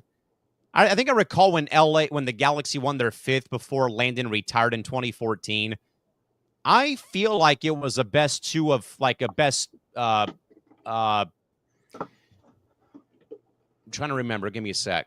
You asked me too quickly. I believe in 2014, last time the Galaxy won the championship, it was a 2-game series, but with aggregate scoring. That means it was whatever the final score was in game 1, it carried over to game 2. So say, James, Ugh. San Diego FC beats the Galaxy 2-1 in the first game. They go to game 2 leading 2-1, entering game 2. And if you score an away goal, it counts as double. So I think in that 2014 final conference final, the Galaxy and Sounders tied 0-0 in Carson, went to Seattle, and the Galaxy were losing 1-0. But then somebody on the Galaxy scored a goal, and though the game ended 1-0 or 1-1, the Galaxy moved on because they scored a goal on the road. I don't like that. So, again, there's not Ugh. quite, I don't think, a very fair way, especially though, James, too, when your league is at 29 teams until next season. Like, there's not quite a right way, I'd say, to make it fair when one conference has one more team than the other. That'll all change, though, next year when San Diego joins in 2025. But even then, I don't want a 10-team tournament in MLS Cup playoffs. I don't want 10 of the 15 teams to make it in the Western Conference or vice versa. Like, it would have to be the top 8, maybe. Maybe you can keep the top 9. But I think it does kind of, in a way, like water down and dilute the product, though, if you have like 10 teams make it out of a 15-team conference. Yeah, there's got to be a better way. I think when you have those teams that, that have made it to the semis, that should be a 3-game series, and then the Conference wild final card could is be- one. That's yeah. fine, but the one before that, not the semi, but the other one should be The wild card game. That should be all one, and then the one before or after that should be Quarters. quarters. Yeah, quarters should be 1, and then the semi should be 3. I feel like that should be the case. Yeah, I think it sadly, James, boils down to the international soccer calendar with why MLS has done it the way it is, because now, James, you're no longer just factoring in nowadays, though, James, in MLS, you're now just not factoring in the 34-game regular season, my man. You're factoring in other tournaments like CONCACAF. You're factoring in like their own as much as I love my in-season NBA tournament. You have like 3 or 4 of those, James, in every MLS season. Wow. On top of the 34-game regular season. You're talking about the U.S. Open Cup, the longest-running soccer tournament in America, started by former Chiefs owner Lamar Hunt and his family. That's been going on for over 100 years. You have the Open Cup. You've got Champions League Cup. You have the CONCACAF tournament. You have like 4 or 5 other tournaments on top of the regular season going on from February until December 7th, I think, when the Cup final is going to be held at the higher-seeded conference champion for the MLS Cup final. So it's a grind, James. I mean, it's not just the 34-game regular season, James. You're factoring in like 3 to 4 other tournaments, and like this year, you had to factor in the Olympics in a small way, though, too. So and then in 2026, James, World Cup. Factor in the World Cup. You're gonna have I'll be watching that. So, yeah, James. I mean, I get it though, but again, I don't think there's a right way right now, especially though as well. Big game, James, when your league is odd numbered. That's where I think that's the one problem right now. It's kind of a sticking point at this rate, if you ask me. That's odd. Yeah. That'll all change, though, when SDFC joins and we play our first match at Carson in February of next year, and we open up with St. Louis in March, and we go from there. And, hey, suds on me when we go to a couple of games at the Dragon next year. For sure. With that, James, wow. Wild week of college football on the gridiron, James, with premature field stormings. And who on earth knows what the playoff rankings will look like come Tuesday? James, lay it all on us, man. Top 25 college football scoreboard, and wow, what a weekend. Now, most of it I didn't watch, but I caught the highlights and the field storming not once but twice by a couple of schools. They got to regulate that somehow. All this happened a day after the 42nd anniversary of a Stanford band being on the field at Cal Memorial Stadium. That's crazy. I was trying to remember someone, I think it was Division II or someone, they reenacted throwing the goalposts in the river. I can't remember who it was right now, but anyway, that also happened this weekend. The Bears have won. Jill Starkey, I always remember that. The Bears won an American football game this weekend. Looking at you, Cal. Not looking at you, Chicago, but James, please proceed. It started Friday with the 24th-ranked UNLV Rebels defeating the San Jose State Spartans 27-16. But then Saturday came, and I shouldn't have put much energy into this game. But Ohio State, number 2, defeated Indiana, who was number 5, 38-15. That was not a contest after a while, like I thought. Number 3, Texas defeat Kentucky 31-14. Penn State held on to beat Minnesota at Minnesota 26-25. Penn State, even though they're number 4, they're frauds. I mean, they don't beat anyone that is good, but they hold on to beat others. That's not a good recipe as you go later into this playoff run. Notre Dame continues to win. Number 6 defeats number 19 Army. I just love the utter dejection in James's voice when Notre Dame or UCLA wins. I hate Notre. I like Lou Holtz, but I hate Tim Brown, Jerome Bennis, but I don't like Notre Dame, which USC plays next. But yeah, number 6 what Notre might Dame. Be the final time ever if Lincoln Riley has his way. That's crap. Oh, it's not rivalry anymore. Thank you to the Big Ten Conference for ruining the USC Notre Dame rivalry. You know what? I really want Notre Dame to finally find a conference, and I want it to be the Big Ten. I mean, they do, just not in football, but they are in the ACC. I mean, for football. I want them to join the Big Ten because they're right in that area with all the other teams. It just makes sense. If they want to be one of the four buys in the playoffs, they have to join the conference, it feels like. Anyway, they get the win, and then the hell did Alabama go this year? I think they have their 3rd loss. They were number 7. But Oklahoma shocks them 24-3 in Norman. That was a shocker. And then to see the field stormed in Norman, that was It's like weird. the whole city was out there on the field. It was incredible. That's how you do it. But to beat Alabama like this, it's rare. I mean, the last time they had 3 wins was James, they didn't probably just beat before. them. They like cold clocked them. Like they just owned them from kickoff to the final whistle. It is a tough first year job for DeBoer. Callan DeBoer, yeah. Yeah, that head coach that went from Washington to Alabama. Miami back on track. They beat Wake Forest, number 8. Miami 42-14. Ole Miss loses. Damn, they lost in Florida at the Swamp, 24-17. Ole Miss was number 9.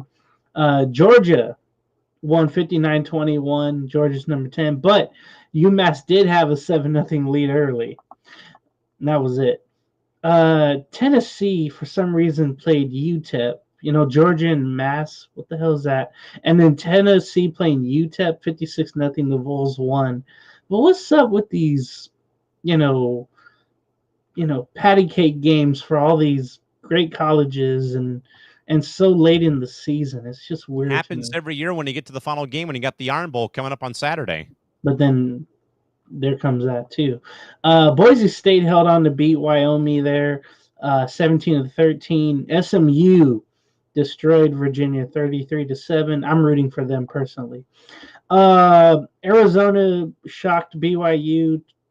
Arizona was 21. BYU was 14. 28-23. It was a wild finish. The quarterback, I think, ran back 2 times, I want to say, and just trying to run out the clock. And there was like a whole chaos because there was 1 second left, but it went 000. The Arizona coach there had an issue with all the fans having to go back in the crowd and saying, no, the time went out. I'm going to watch that later. But yeah, Arizona State, they're doing some fun things there. I don't think they'll make the playoffs. James almost lost the game because they let a Hail Mary go and it was caught at the goal line. Yeah, that was they almost lost the game. That's what happened later. I forgot. Auburn gets some steam into the Iron Bowl, defeating number 15 Texas A&M 43-41 in 4 overtimes. You won't get that anywhere else. The slide for Colorado and the upstart Jayhawks. Jayhawk, baby. They've beat 3 ranked opponents in a row. I don't think that's ever happened for Kansas. The basketball school, Kansas, in football. They have a new facility and they're doing great things, and it's great to see that. 31-21. Sanders is go down. Clemson played ripped his team a new one after the game, apparently, per what I had read and gathered. Yeah, he was saying like we had some expectations, but then it's all fading away at the worst time. More like y'all got like complacent, and then y'all got humbled by a basketball school. It's not me, it's y'all. Basically, Clemson defeat the Citadel 51-14. I hope Citadel's getting paid for. Oh, I'm sure they are, James. Don't worry. I hope they go to Alabama. I'm sure USD is doing that for Marion University of Michigan or Wisconsin, a D3 program for hoops on Wednesday night at home. Don't lose to them. All right, South Carolina, number 18, beat Warford 56-12. This was a Wofford, the Terriers. Wofford. Yeah. This was a weird week. Number 22, Iowa State defeated Utah. Utah starting to go down. 31-28. Missouri defeated Mississippi State 39-20. Illinois, 25th ranked. They went to Rutgers in Jersey, bro, and won 38-31.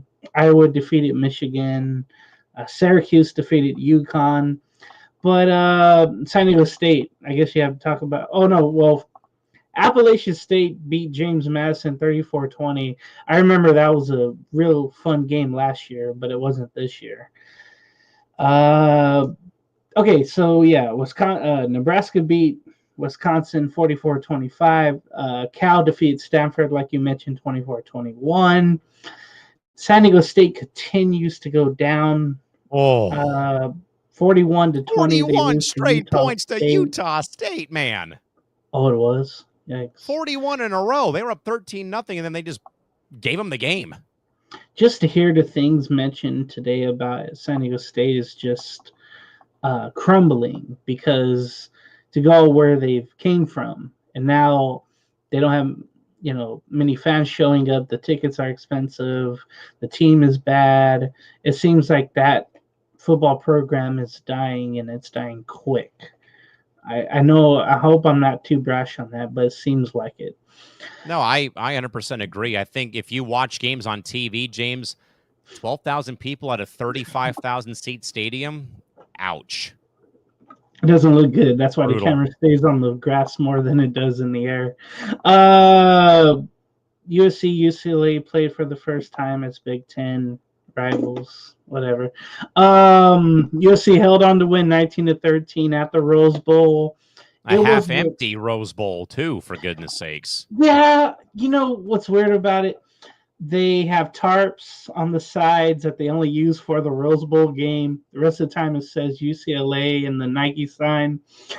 And then on the other side, it was, a lot of USC fans didn't show up. The other side was probably the same thing with UCLA. For maybe the first time in a while, there were no stars on each side for USC and UCLA. It was more about the coaches of each team that they kept profiling. Lincoln Riley versus Deshaun Foster. Yeah, that's all they were profiling the whole damn game.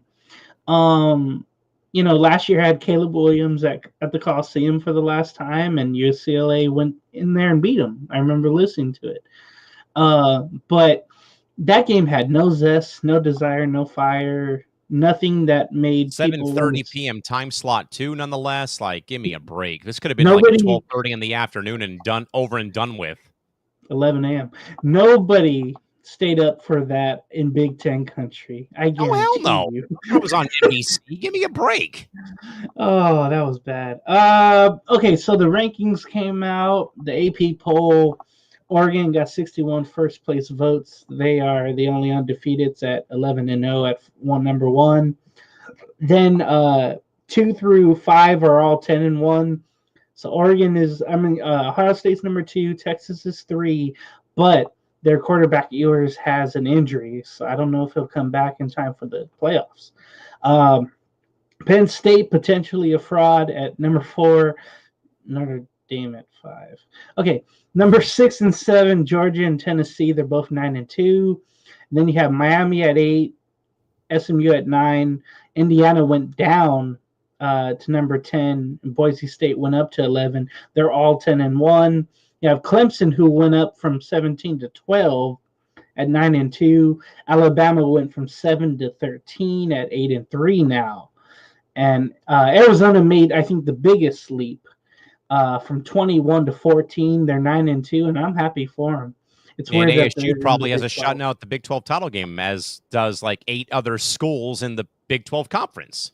Colorado falling out of that. Ole Miss at 15 at 8-3. Same for South Carolina at 16. Iowa State's making a late jump along with Tulane and BYU. 17, 18, 19. They're all at number 2. And then to round out in the 20s, Texas A&M fell to 20. UNLV from 24 to 22. Illinois went from 25 to 22, I think. And then Colorado with the biggest drop possibly, going from 17 to 23. Missouri holding steady at 24. And then Army, who is 9-1, dropped down, I think, from 25 or 19? No, 19 to 25. So, like I mentioned, the big drops were Alabama, Ole Miss at 6 places down. And they had Indiana, BYU, and Texas A&M both falling at 5. And stupid me, Colorado and Army both fell 7 places. So Colorado and Army, sadly, falling out of the rankings. But that's all for Division I. Down in FCS, James, the final top 25 in the bracket officially came out for FCS football. Montana State, 51 first-place votes, 12-0 is number 1. South Dakota State got 1 first-place vote, 10-2. North Dakota State, 2 first-place votes, 10-2. South Dakota, 2 first-place votes, 9-2. And UC Davis, 10-2, round out the top 5, 1 through 5. UIW, Idaho, Mercer, Richmond, Rhode Island, 6 through 10. Illinois State, Villanova, Montana, Tarleton State, and Abilene Christian coming 11 through 15. Southeast Missouri State, Northern Arizona, Jackson State, New Hampshire, South Carolina State, 16 through 20. With Tennessee State, Eastern Kentucky, UT Martin, Stony Brook, and Harvard rounding up the top 25. Others who got votes was North Carolina Central, Southern Utah, Southeastern Louisiana, Lehigh, Duquesne, Western Carolina, Chattanooga, Drake, Tennessee Tech, Central Connecticut State, and Dartmouth all getting votes as well. For those who are, in fact, wondering about the bracket, I'll just kind of tell you real quick that the top overall seeds for the FCS football bracket that begin play on Saturday at 10 a.m. Pacific time is Montana State, the number 1 overall seed. North Dakota State is the number 2 seed. Idaho at 8. Mercer is 7, UIW at 6, South Dakota State at 3, South Dakota at 4, and UC Davis is the 5 for the FCS bracket that will, again, start up shop on Saturday. And locally in FCS football, USD rounds out a great season. They win over Morehead State in Kentucky, 37-14. The Toreros go 8-3, 6-2 in PFL play, and finish just a game shy of first place. Drake, who beat them on a walk-off field goal, got the PFL championship over USD this season, but a great turnaround, though, for Brandon Moore in his second year at the helm of the Torero football program. All righty, Big Game James, time to go off the board, my man. One or a couple of topics that we're not talking about tonight on the show that we can get off our chest. James, over to you first. What do you got? Okay, so I have 2 things before I go. Okay, so the list was brought out for the first-time Hall of Fame ballot candidates for MLB. All right. And simple, I guess we'll go yes or no for these first-timers if they get in on the first ballot. Let's do it. All right. Carlos Gonzales. No. Curtis Granderson. No. Felix Hernandez. Compelling case, but I would probably say no still. Adam Jones, 619. He's my boy, but no. Ian Kinsler. No. Russell Martin. No. Brian McCann. No. Dustin Pedroia. That is a compelling case. I might say no, but I think he might get in second chance, not first ballot. Hanley Ramirez. No. He like fell off the face of the earth after he left the Marlins. And how? Fernando Rodney. Fernando Rodney, shoot the moon, baby. No. CC Sabathia. Compelling case. I don't know if he's first ballot, though. Troy Tulowitzki. No. Ben He would have had to Zobrist. play longer if he didn't have the ongoing foot injuries he had. You talk about a career derailed, yeah. Ben Zobrist.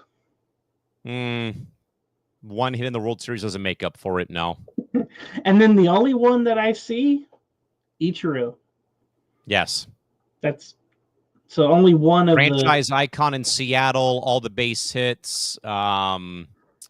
Really helped usher in a new chapter of Seattle Mariner baseball history. Really, I think, further helped the Pacific Rim players to come to America to play in Major League Baseball. 3,000 hits when he got that in with the Marlins of all the teams get 3,000 hits.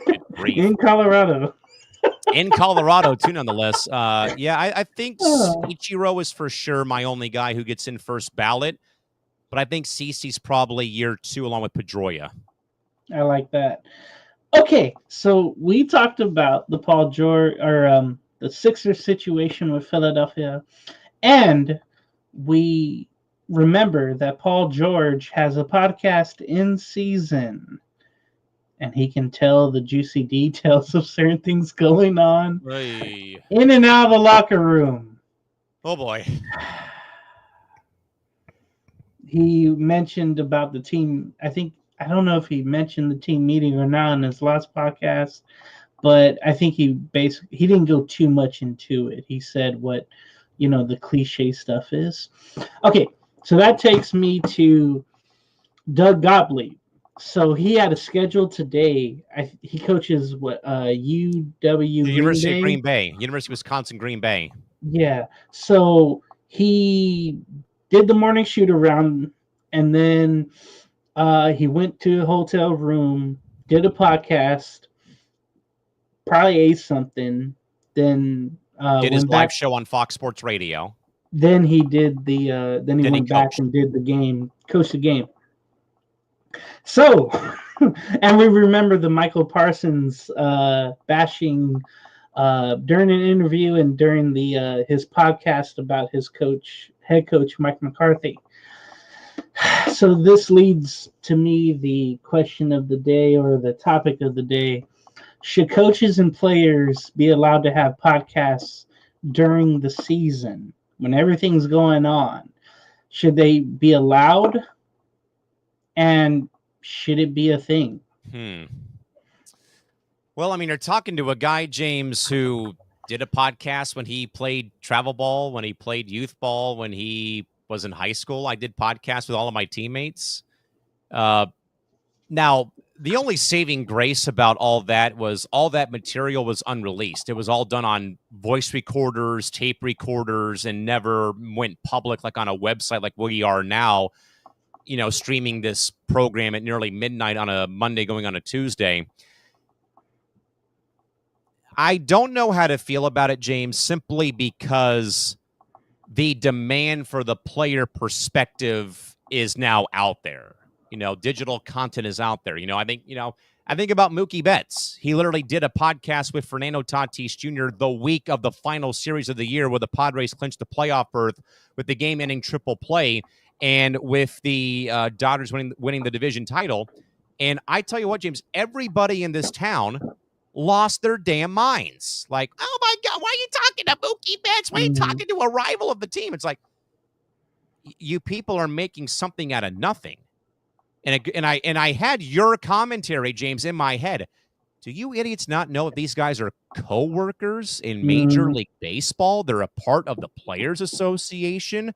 Yes, they're on rival organizations only because you idiot fans want it to be a rivalry. Like, those guys don't hate each other like you all think they should be. This is not 1970 baseball all over again when the Padres were losing 125 games every goddamn season back in the 60s and 70s.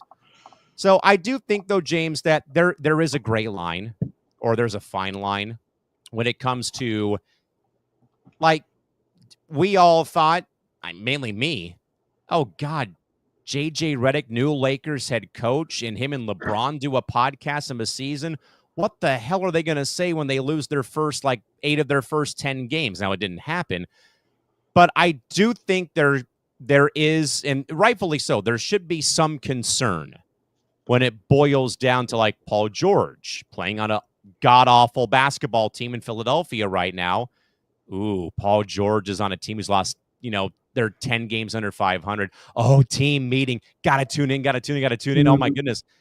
And they're not going to go that far in depth. And I think the athlete is not stupid like you may think or I may think to go further in depth. Now, Micah Parsons, though, on the other hand, that was pretty rough. I would even say James Malik Neighbors, what he said about, I don't care about the quarterback, throw me the damn ball. Oh yeah. That's normal. I mean, that was one thing. I think Brian Dable had to hey, cut it out. You're not the coach here. But to your question, James, though, I don't really have a problem with it as long as you're not airing out dirty laundry. I mean, if you're talking about, intangibles of the game, if you're bringing your friends on just to have a good time. I mean, James, look at LeBron in the barbershop or the shop podcast he's hosted forever. As long as you're not getting too far in the weeds when it comes to, oh, hey, this guy's cheating on his wife at a bar, as long as you're keeping it to relevant commentary about your career, about your team, about the season, if you're bringing on a player from a different organization, I have no problem with it as long as you're not going into the weeds about people's personal lives or stuff that doesn't matter on the scoreboard. Again, I didn't have a problem with Mookie Betts and Fernando Tatis Jr. talking to each other. And again, 99.9% of the Padre fans was like, what the hell's going on here? Stop talking to a Dodger. I'm just like, you people are so damn stupid. Like, you don't realize what those guys go through. Like James, I know that I said this once already. I know people hate the fantasizing of guys hugging each other before a game or guys posing for photos before games or whatnot. Like, do you folks not realize that this is a kid's game they're playing, whether it's baseball, the version of football Callan and McClurg can't stand in with the NFL or the NBA or the NHL or Major League Soccer? It's a kid's game, and all you are doing is making it worse by saying, why are you talking to a guy on a rival team? This is such a disgrace to sports. They're part of labor unions. They're part of small teams underneath a giant umbrella of the organization. The Padres and Dodgers are two teams underneath the Major League Baseball corporate ladder that funnels down a giant web when it comes to representation for teams, like it would be if you're working in cybersecurity, for example, or in game operations in sports. You're underneath the giant umbrella of the Anaheim Ducks, for example, or the LA Lakers, for example. Game ops is part of the giant umbrella. Dodgers, Padres, Galaxy, LAFC. You fans may hate each other, but those players don't. And if you don't like that, then tough shit, because I don't have a problem, James, with guys wanting to, dap up somebody before a game. Can we get a picture? If it's a rookie meeting their idol, that's even better, I'd say. But fans, I think, James, just take this stuff way too damn seriously. Yeah, because the older fans. Believe me, I mean, I don't like players on the Dodgers, but I don't make it about all that. And to your point, James, I recently came across a clip from Mookie's podcast. It was him, Chris Taylor, I think Tyler Glasnow, and Max Muncy. Those Dodger players, folks, said that the best environment they played in the entire postseason was not Yankee Stadium, was not Citi Field in Flushing. It was Petco Park in San Diego, California. Dodger players gave praise. They tipped their caps to the Padre fans for making that ballpark electric for all two of the games that were played here. So stop giving me this SHIT about how players hate teams or how players hate each other. They don't do so. You as a fan have all the rights to do so. The players don't. And I think, James, when I heard that, it kind of in a way was like, that's kind of cool to hear that players on a different team who I don't like as a fan say, hey, we beat you guys, but that was our World Series. And not just that, you fans in San Diego, unreal. You gave energy from pitch one to the very end.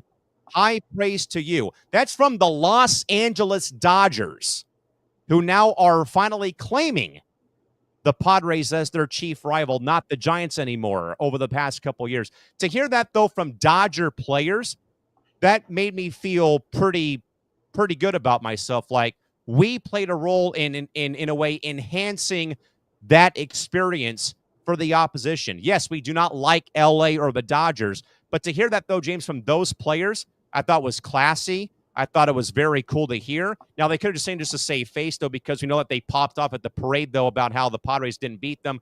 But still, I thought that was really cool to hear that firsthand. Yeah, I remember hearing something about that. And I don't know, podcasts can be good, but I'd rather it be, because I've been enjoying Jeff Teague's podcast. I don't know if it has a name or not, but he's been bringing up stories from a decade ago or whatever the case was, how things were with the Hawks. I like when retired players have podcasts. I was just going to say that if it's a retired player who's on a podcast or hosting it, like Steven Jackson and Matt Barnes, fine and dandy. Yeah. But if it's an active player, though, with maybe not much clout, minus LeBron, I know people could say what they want about LeBron. I would be just more cautious if I was a player playing nowadays about what would I say or what can I say? Because again, though Paul George has it, James, I would just be leery though if I'm the Sixers. Like, I don't want any of if I'm Sixers PR or communications, you're just hoping and praying, oh God, Paul, please don't say anything about the meeting. Please don't do this. Please don't do that. So again, I think, James, that there is that line that players who are active, maybe come close to touching, but not quite going over the line. And I think, though, again, James, they're not idiots. They're not robots. They're not stupid. They know what they can and can't talk about. You just hope it doesn't come out, sadly, if you know what I mean. The one thing, too, I have to mention is the fact that some Sixer player leaked the players only meeting out to Shams. And then Embiid said, it was only 30 seconds. What the hell's going on here? Why is this coming out? I just wonder, and I don't know if you've heard locker rooms like this or something like that, or if you've heard stories like that, how they try to find the culprit who leaks stuff out. Have you had a situation like that? Or heard of a situation like that? Yeah, thankfully not in high school, because we all kind of held each other accountable from day one.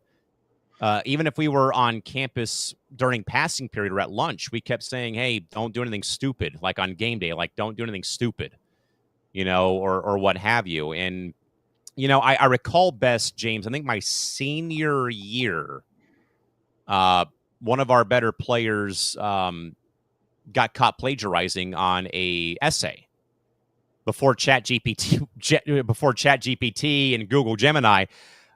But to his credit, though, we called a meeting before practice, and he was really shaken up and really he was crying and stuff, and he said, hey guys, I wanted to tell you firsthand before you hear from anybody else, but I was caught plagiarizing on a test. I got an F on the project. I got a U in citizenship.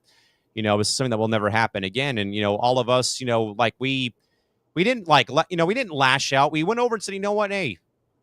You know what? Hey, you took it like a man. You apologized. Hey, it's all good. We make mistakes. This is a learning experience, though. And even, James, like even in travel ball, we even did the same thing. I recall the team that I played on in 2006 that went to Cooperstown and won the whole shebang. I recall that we were sent back to, so we stayed on the property of where we were playing our games because Cooperstown's very small. The Hall of Fame's a long ways away. We were actually by the Soccer Hall of Fame in Oneida. And our title game got rain delayed. We were losing 5-0. We came back and tied the game. And actually, scratch that.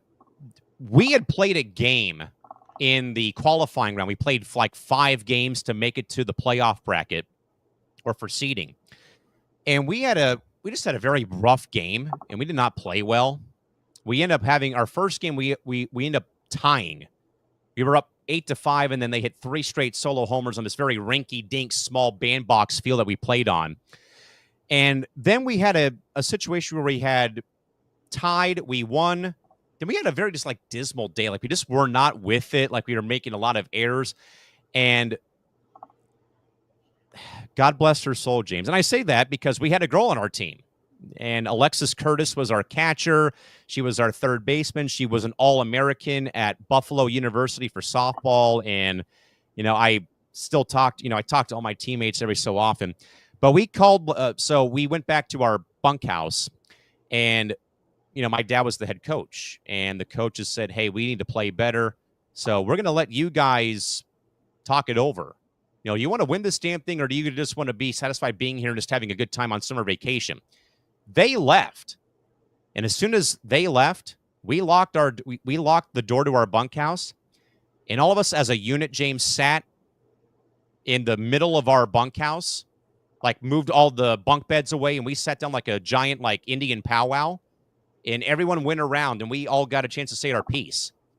But there was no one more vocal than Alexis, because she's like, guys, we did not come all this way here to embarrass ourselves. Like, we know we can play better than we are. And from that day, James, we got in with a 4-1-1 record and had to play 3 games to win it all in one day. We had a game in the morning. We won the game in a very close 8-6 win.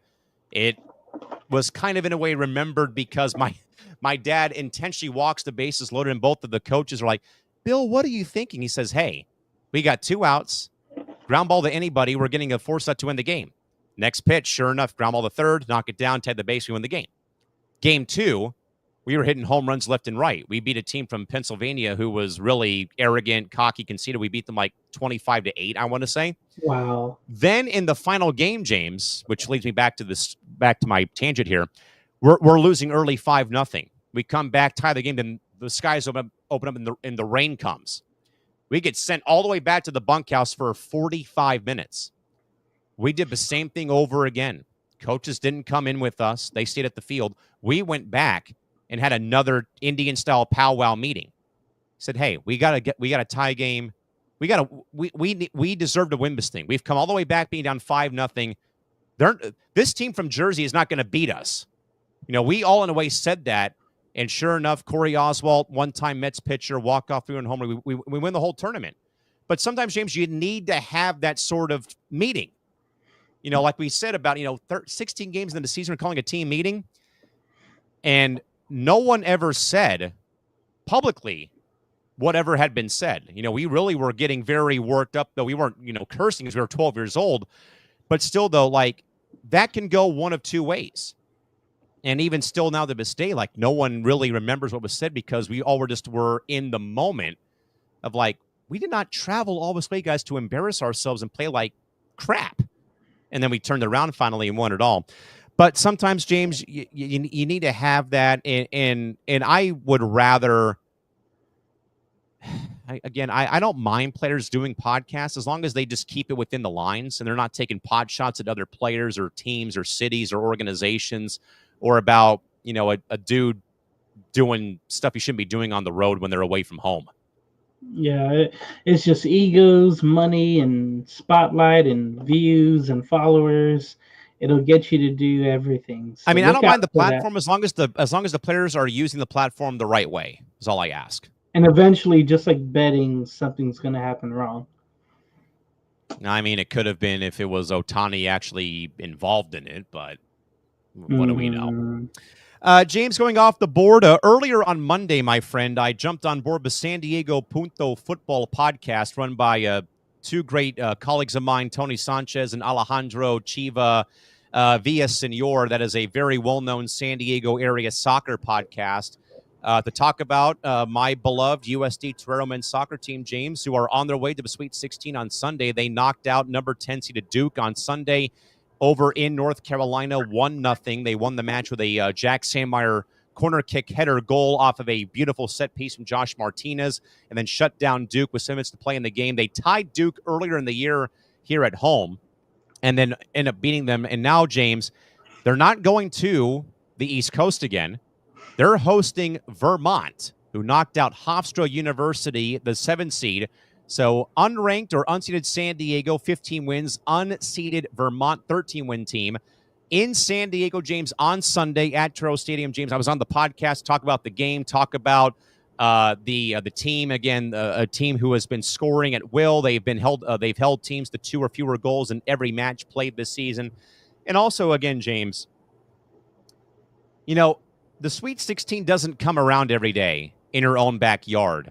And it will on Sunday. This will be the deepest I've done a soccer tournament in my time in college athletics, James. So I had to break out my 1949 era Torero T-shirt today from 75 years ago when the school first opened for operation back in 1949. But, James, there is certainly now a buzz around this Torero men's soccer team, James. Their head coach is Brian Quinn, well known for his time playing indoor soccer with the San Diego Sockers back in the 80s. Again, like I said, where indoor soccer was at the apex back in the 80s. They won 10 titles in 11 seasons. Brian, I think, won 4 or 5 in his career. And he's led USD now, James, to their 3rd straight conference championship, led them to the Sweet 16, and also an upset of Duke just a week ago, or just literally 24 hours ago, roughly, over in North Carolina. And I was mainly, James, just on there again to tell San Diego soccer fans, this is the time to support local soccer. If I had hashtags I would die on, James, it'd be San Diego versus everybody and support local soccer. That goes back, James, to the San Diego Loyal. When they were in USL, their main thing was support local soccer. Now, again, James, here we are. About roughly 6 days away, James, 5 days away from December 1st. when we have the Sweet 16. But then, James, San Diego FC of Major League Soccer will have the college showcase, the expansion draft, the first-year player draft coming up. Then, James, by February, they're starting up games with the regular season. So it's mainly more, James, and not just that as well, though, big game, James. The 13th, they will be unveiling the jerseys on the 13th at the Mission Valley Mall, and then having a big event at Snapdragon Stadium on Sunday the 15th. So I'm going to be going to both of those in Mission Valley coming up in a couple of weeks. But James, it's something though that I said though on Two Balls and a Mic on San Diego Punto football tonight is the beauty though about USD, James, is that the school doesn't have to hide behind being called San Diego State or UC San Diego. This is the University of San Diego. We have that advantage of being the University of San Diego. And like I said, though, is that it's a badge of honor that every athlete I've talked to in my 7 years, James, says that the jerseys don't read Toreros. They read San Diego for a reason because of the USD, University of San Diego moniker. And, James, I'll tell you what, though, man, that last week when we had the first-round game against UC Davis, what a crowd. We had a lot of our supporters from SDFC, the locals, come out, and other members come out banging the drums all night and chanting all night long for 90 minutes, man. And now, and I mainly said, now we have to do it again on Sunday. Now we're looking at a team who might get to the Elite Eight. And if all goes according to plan, James, you could be hosting the Elite Eight in San Diego in early December against potentially UMKC or Pitt in San Diego, California, where it's not going to be snowing or freezing cold when you play this game, if in fact you get that far. But also, James, I also went on there to kind of in a way publicly rant. How does a conference vote against the defending back-to-back champs? I said I don't want to hear about Oregon State and Wazoo joining because the Pac-12 imploded. But Oregon State, though, got 4 first-place votes. They picked USD, James, 3rd in the conference with back-to-back conference titles under their belt. And here USD, all they did, James, was beat Oregon State. I know they lost to Portland. Then they beat LMU, and then they also beat, and they also pretty much ran the table in conference play, though. And yet, who's on top? Who is getting the last laugh when it comes to the preseason rankings for the conference standings, though? And also, James, it's been great, though, too. Not just the crowds, though, but media coverage finally is being thrown USD's way, though. Again, Mark Ziegler of the UTs had some great commentary about them in the paper. KUSI, CBS 8 have all been following them as the years gone on. And, James, that's also kind of like not really the beauty, but kind of like the sad part, though, about when you are in college athletics, though, is that you're always overshadowed by San Diego State. It's always about the Aztecs here. Again, it's a brand. It's about, men's basketball for them and stuff. But, James, though, it's so great, though, that now it's USD who's making this run now, who's got the community behind them. Again, it is San Diego versus everybody. But, again, if you're out here watching C2C at night at almost 12:18 in the morning on Tuesday, if you're in San Diego and if you love soccer, if you don't love soccer, come support a local team. Again, this is a team led by a San Diego sports legend in Brian Quinn. Again, soccer's alum, soccer's multi-time champion. And now again, James, you have a chance now to support soccer in your backyard in San Diego before MLS begins to take shape here in the next month coming up. And again, what better way, James, than to spend $12, support a Division I back-to-back-to-back conference championship winning soccer team who, again, James, is looking to get beyond the Sweet 16 come Sunday? I was reading, some of your posts about that. You answered my question, how's the media, how's the local media covering it? So I was wondering if you answered that. Yeah, it'll only get better if you keep going. And, for something that's postseason and only $12, that's a bargain. And you feel good because you support something local and it doesn't have to be the Aztecs, like you mentioned. I don't know if that's how this feeling was when Jim Harbaugh was when he was here at USD. I don't know if I had the same feeling. And then also, I remember a lot of people were around USD when they had that upset in March Madness. I think it was in '08 over Connecticut. Yes. So there's these At the little buzzer to sink the Jim Calhoun Huskies of UConn. Yes. yeah, I gotta watch that back, but it seems like every once in a while they'll have a little time for themselves, and this is it. But uh, I'll just end it at this: how confident do you feel for them going forward in their Yeah, next? great question, James. Chiva asked me the same question on the Two Balls and a Mic podcast. We'll actually put that link, folks, in the description box to rewatch my interview with them from Monday night. And I said, James, I'm confident because now you're at the point, James, now where a lot of the upper seeds or seeded teams are now out. Duke's out, Hofstra's out. Some other teams were upset along the way, either in penalty kicks or at the death, basically. Like, the further this goes, like, you never know what may happen now with some of these other, ranked teams like Pitt or Marshall, Ohio State, or Michigan. There's still chances here, James, for more upsets come the way. And, like I said, though, James, on Two Balls and a Mic, though, if you go ask Ethan Warren and Owen Walls and Trevor Dillon and Caesar Bahena and Sammy Kanan, they're saying one match at a time, but deep down, James, they're out to prove a point, though, about how they had a heartbreaking loss to Cal Baptist last year at home in the first round. They were kind of in a way, maybe snubbed in their mind of the preseason poll going to Oregon State. Then they went out there, James. They tied Duke earlier this year. They tied a Washington team that also made the field. Then they lose twice all year, James. It happened to be at home by 2-0 scorelines to Fullerton and Portland. And then all they did, James, was go 8-0 on the road, 6-0 if you include the just regular season, 7-0, 6-0, 8-0, what have you. And then they beat Duke, 10th ranked Duke, who at the time, James, when they played in San Diego in August, they were 20th in the nation. Not just that, though, James, USD has been nationally ranked throughout the season. They were 25, they went to 21, 23. James, they were all the way up to being the third ranked team in the nation behind Ohio State and Dayton, I think, at one point in time. Third ranked program at one point in time, my man. That doesn't happen. That does not happen all the time at USD, sadly. It doesn't. Yeah, I'll keep looking at your updates. I don't know what I'm doing the first. I'll figure it out. Are you going to really watch the Clippers play the Kings at Front Wave on Sunday the 1st? Am I going to be in town is the question. That's what I'm trying to figure out.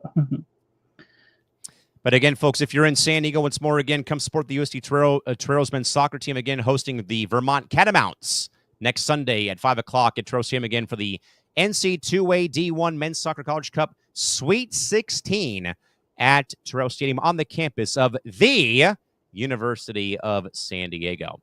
Quick shout out to a Twitch viewer joining us here late, Diggs BTW7. Hey, what's up?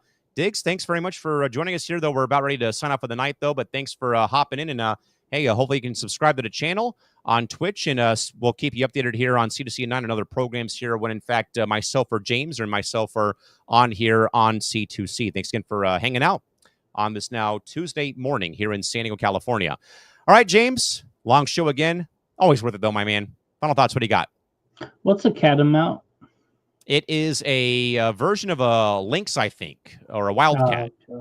I've never heard that before. That's all I got.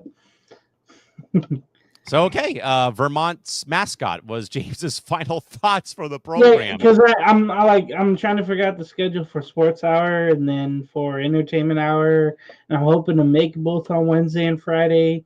And Morning Tailgate is kind of up in the air, so I'm like thinking, am I going to make any shows this week? But I mean, you made one of them. What are you talking about? You made one of them. Oh, yeah, but going forward this week, I should say. I mean, we are getting close, James, to like 5,000 views on C2C at 9. I hope you're not. That sounds like more than someone else said that we couldn't do. Yeah, well, I mean, it's the same guy who can't spell Wayne Gretzky's name right. and he called the LA Kings an iconic hockey franchise. They haven't won 24 cups. Give me a break. Same guy who wanted to argue with me again about a debate I owned him 4 years ago about unwritten rules in sports because of whatever the logic was about Ohio State scoring that late touchdown. Hey, if Indiana's coach barks what he says about, I win, Google me, he deserves to see his team lose by that many points. If you're going to flap your gums, then own it. There's no written rule that he can't score a touchdown, late in the game, regardless of the scoreline. I don't want to hear it. We're not going to revisit that. I've owned that person for 4 years. I'm going to own them again for 4 more years in that debate about unwritten rules. So, insert name here, loses again. You know who I'm talking about. With that in mind, though, folks, again, with the holiday coming up on Thursday, there will obviously be no programming for us on Thursday. So we are right now, folks, in flex when it comes to programs, again, because as of tomorrow, it's my last off day because I'll be working Wednesday, Friday, and Saturday this week. And now Sunday, thank you again, Sweet 16, USD versus Vermont. So, again, folks, we might, again, roll out press row on Tuesday, tomorrow, later today at 10 o'clock in the evening. Again, for the fact of the holiday on Thursday, I'll be out of town on Thursday for the for the Thanksgiving holiday, going with my family to Knott's Berry Farm for their Thanksgiving festivities up at the farm in Buena Park.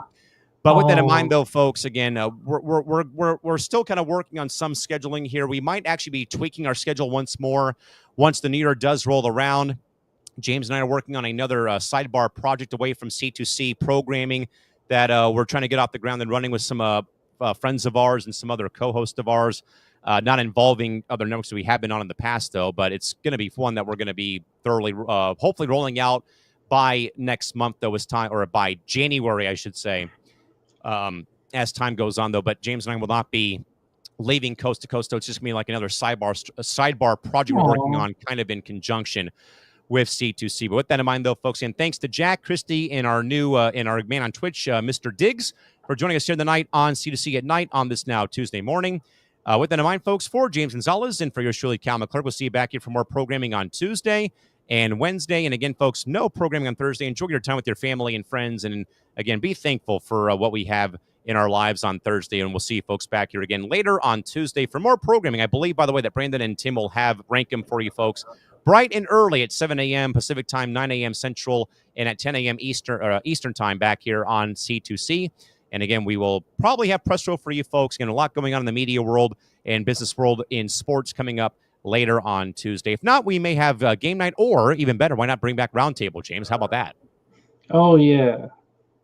Those questions were difficult. It might be time for roundtable again. We'll figure it out, folks, later. With that in mind, though, folks, for James Gonzales, yours truly, Callan McClurg, saying good night or good day on behalf of all of us here at C2C and for all of us here at Coast to Coast Entertainment. We'll see you back here again for more programming on Tuesday. Till then, folks, have a great one and a great night. Till then, have a good one.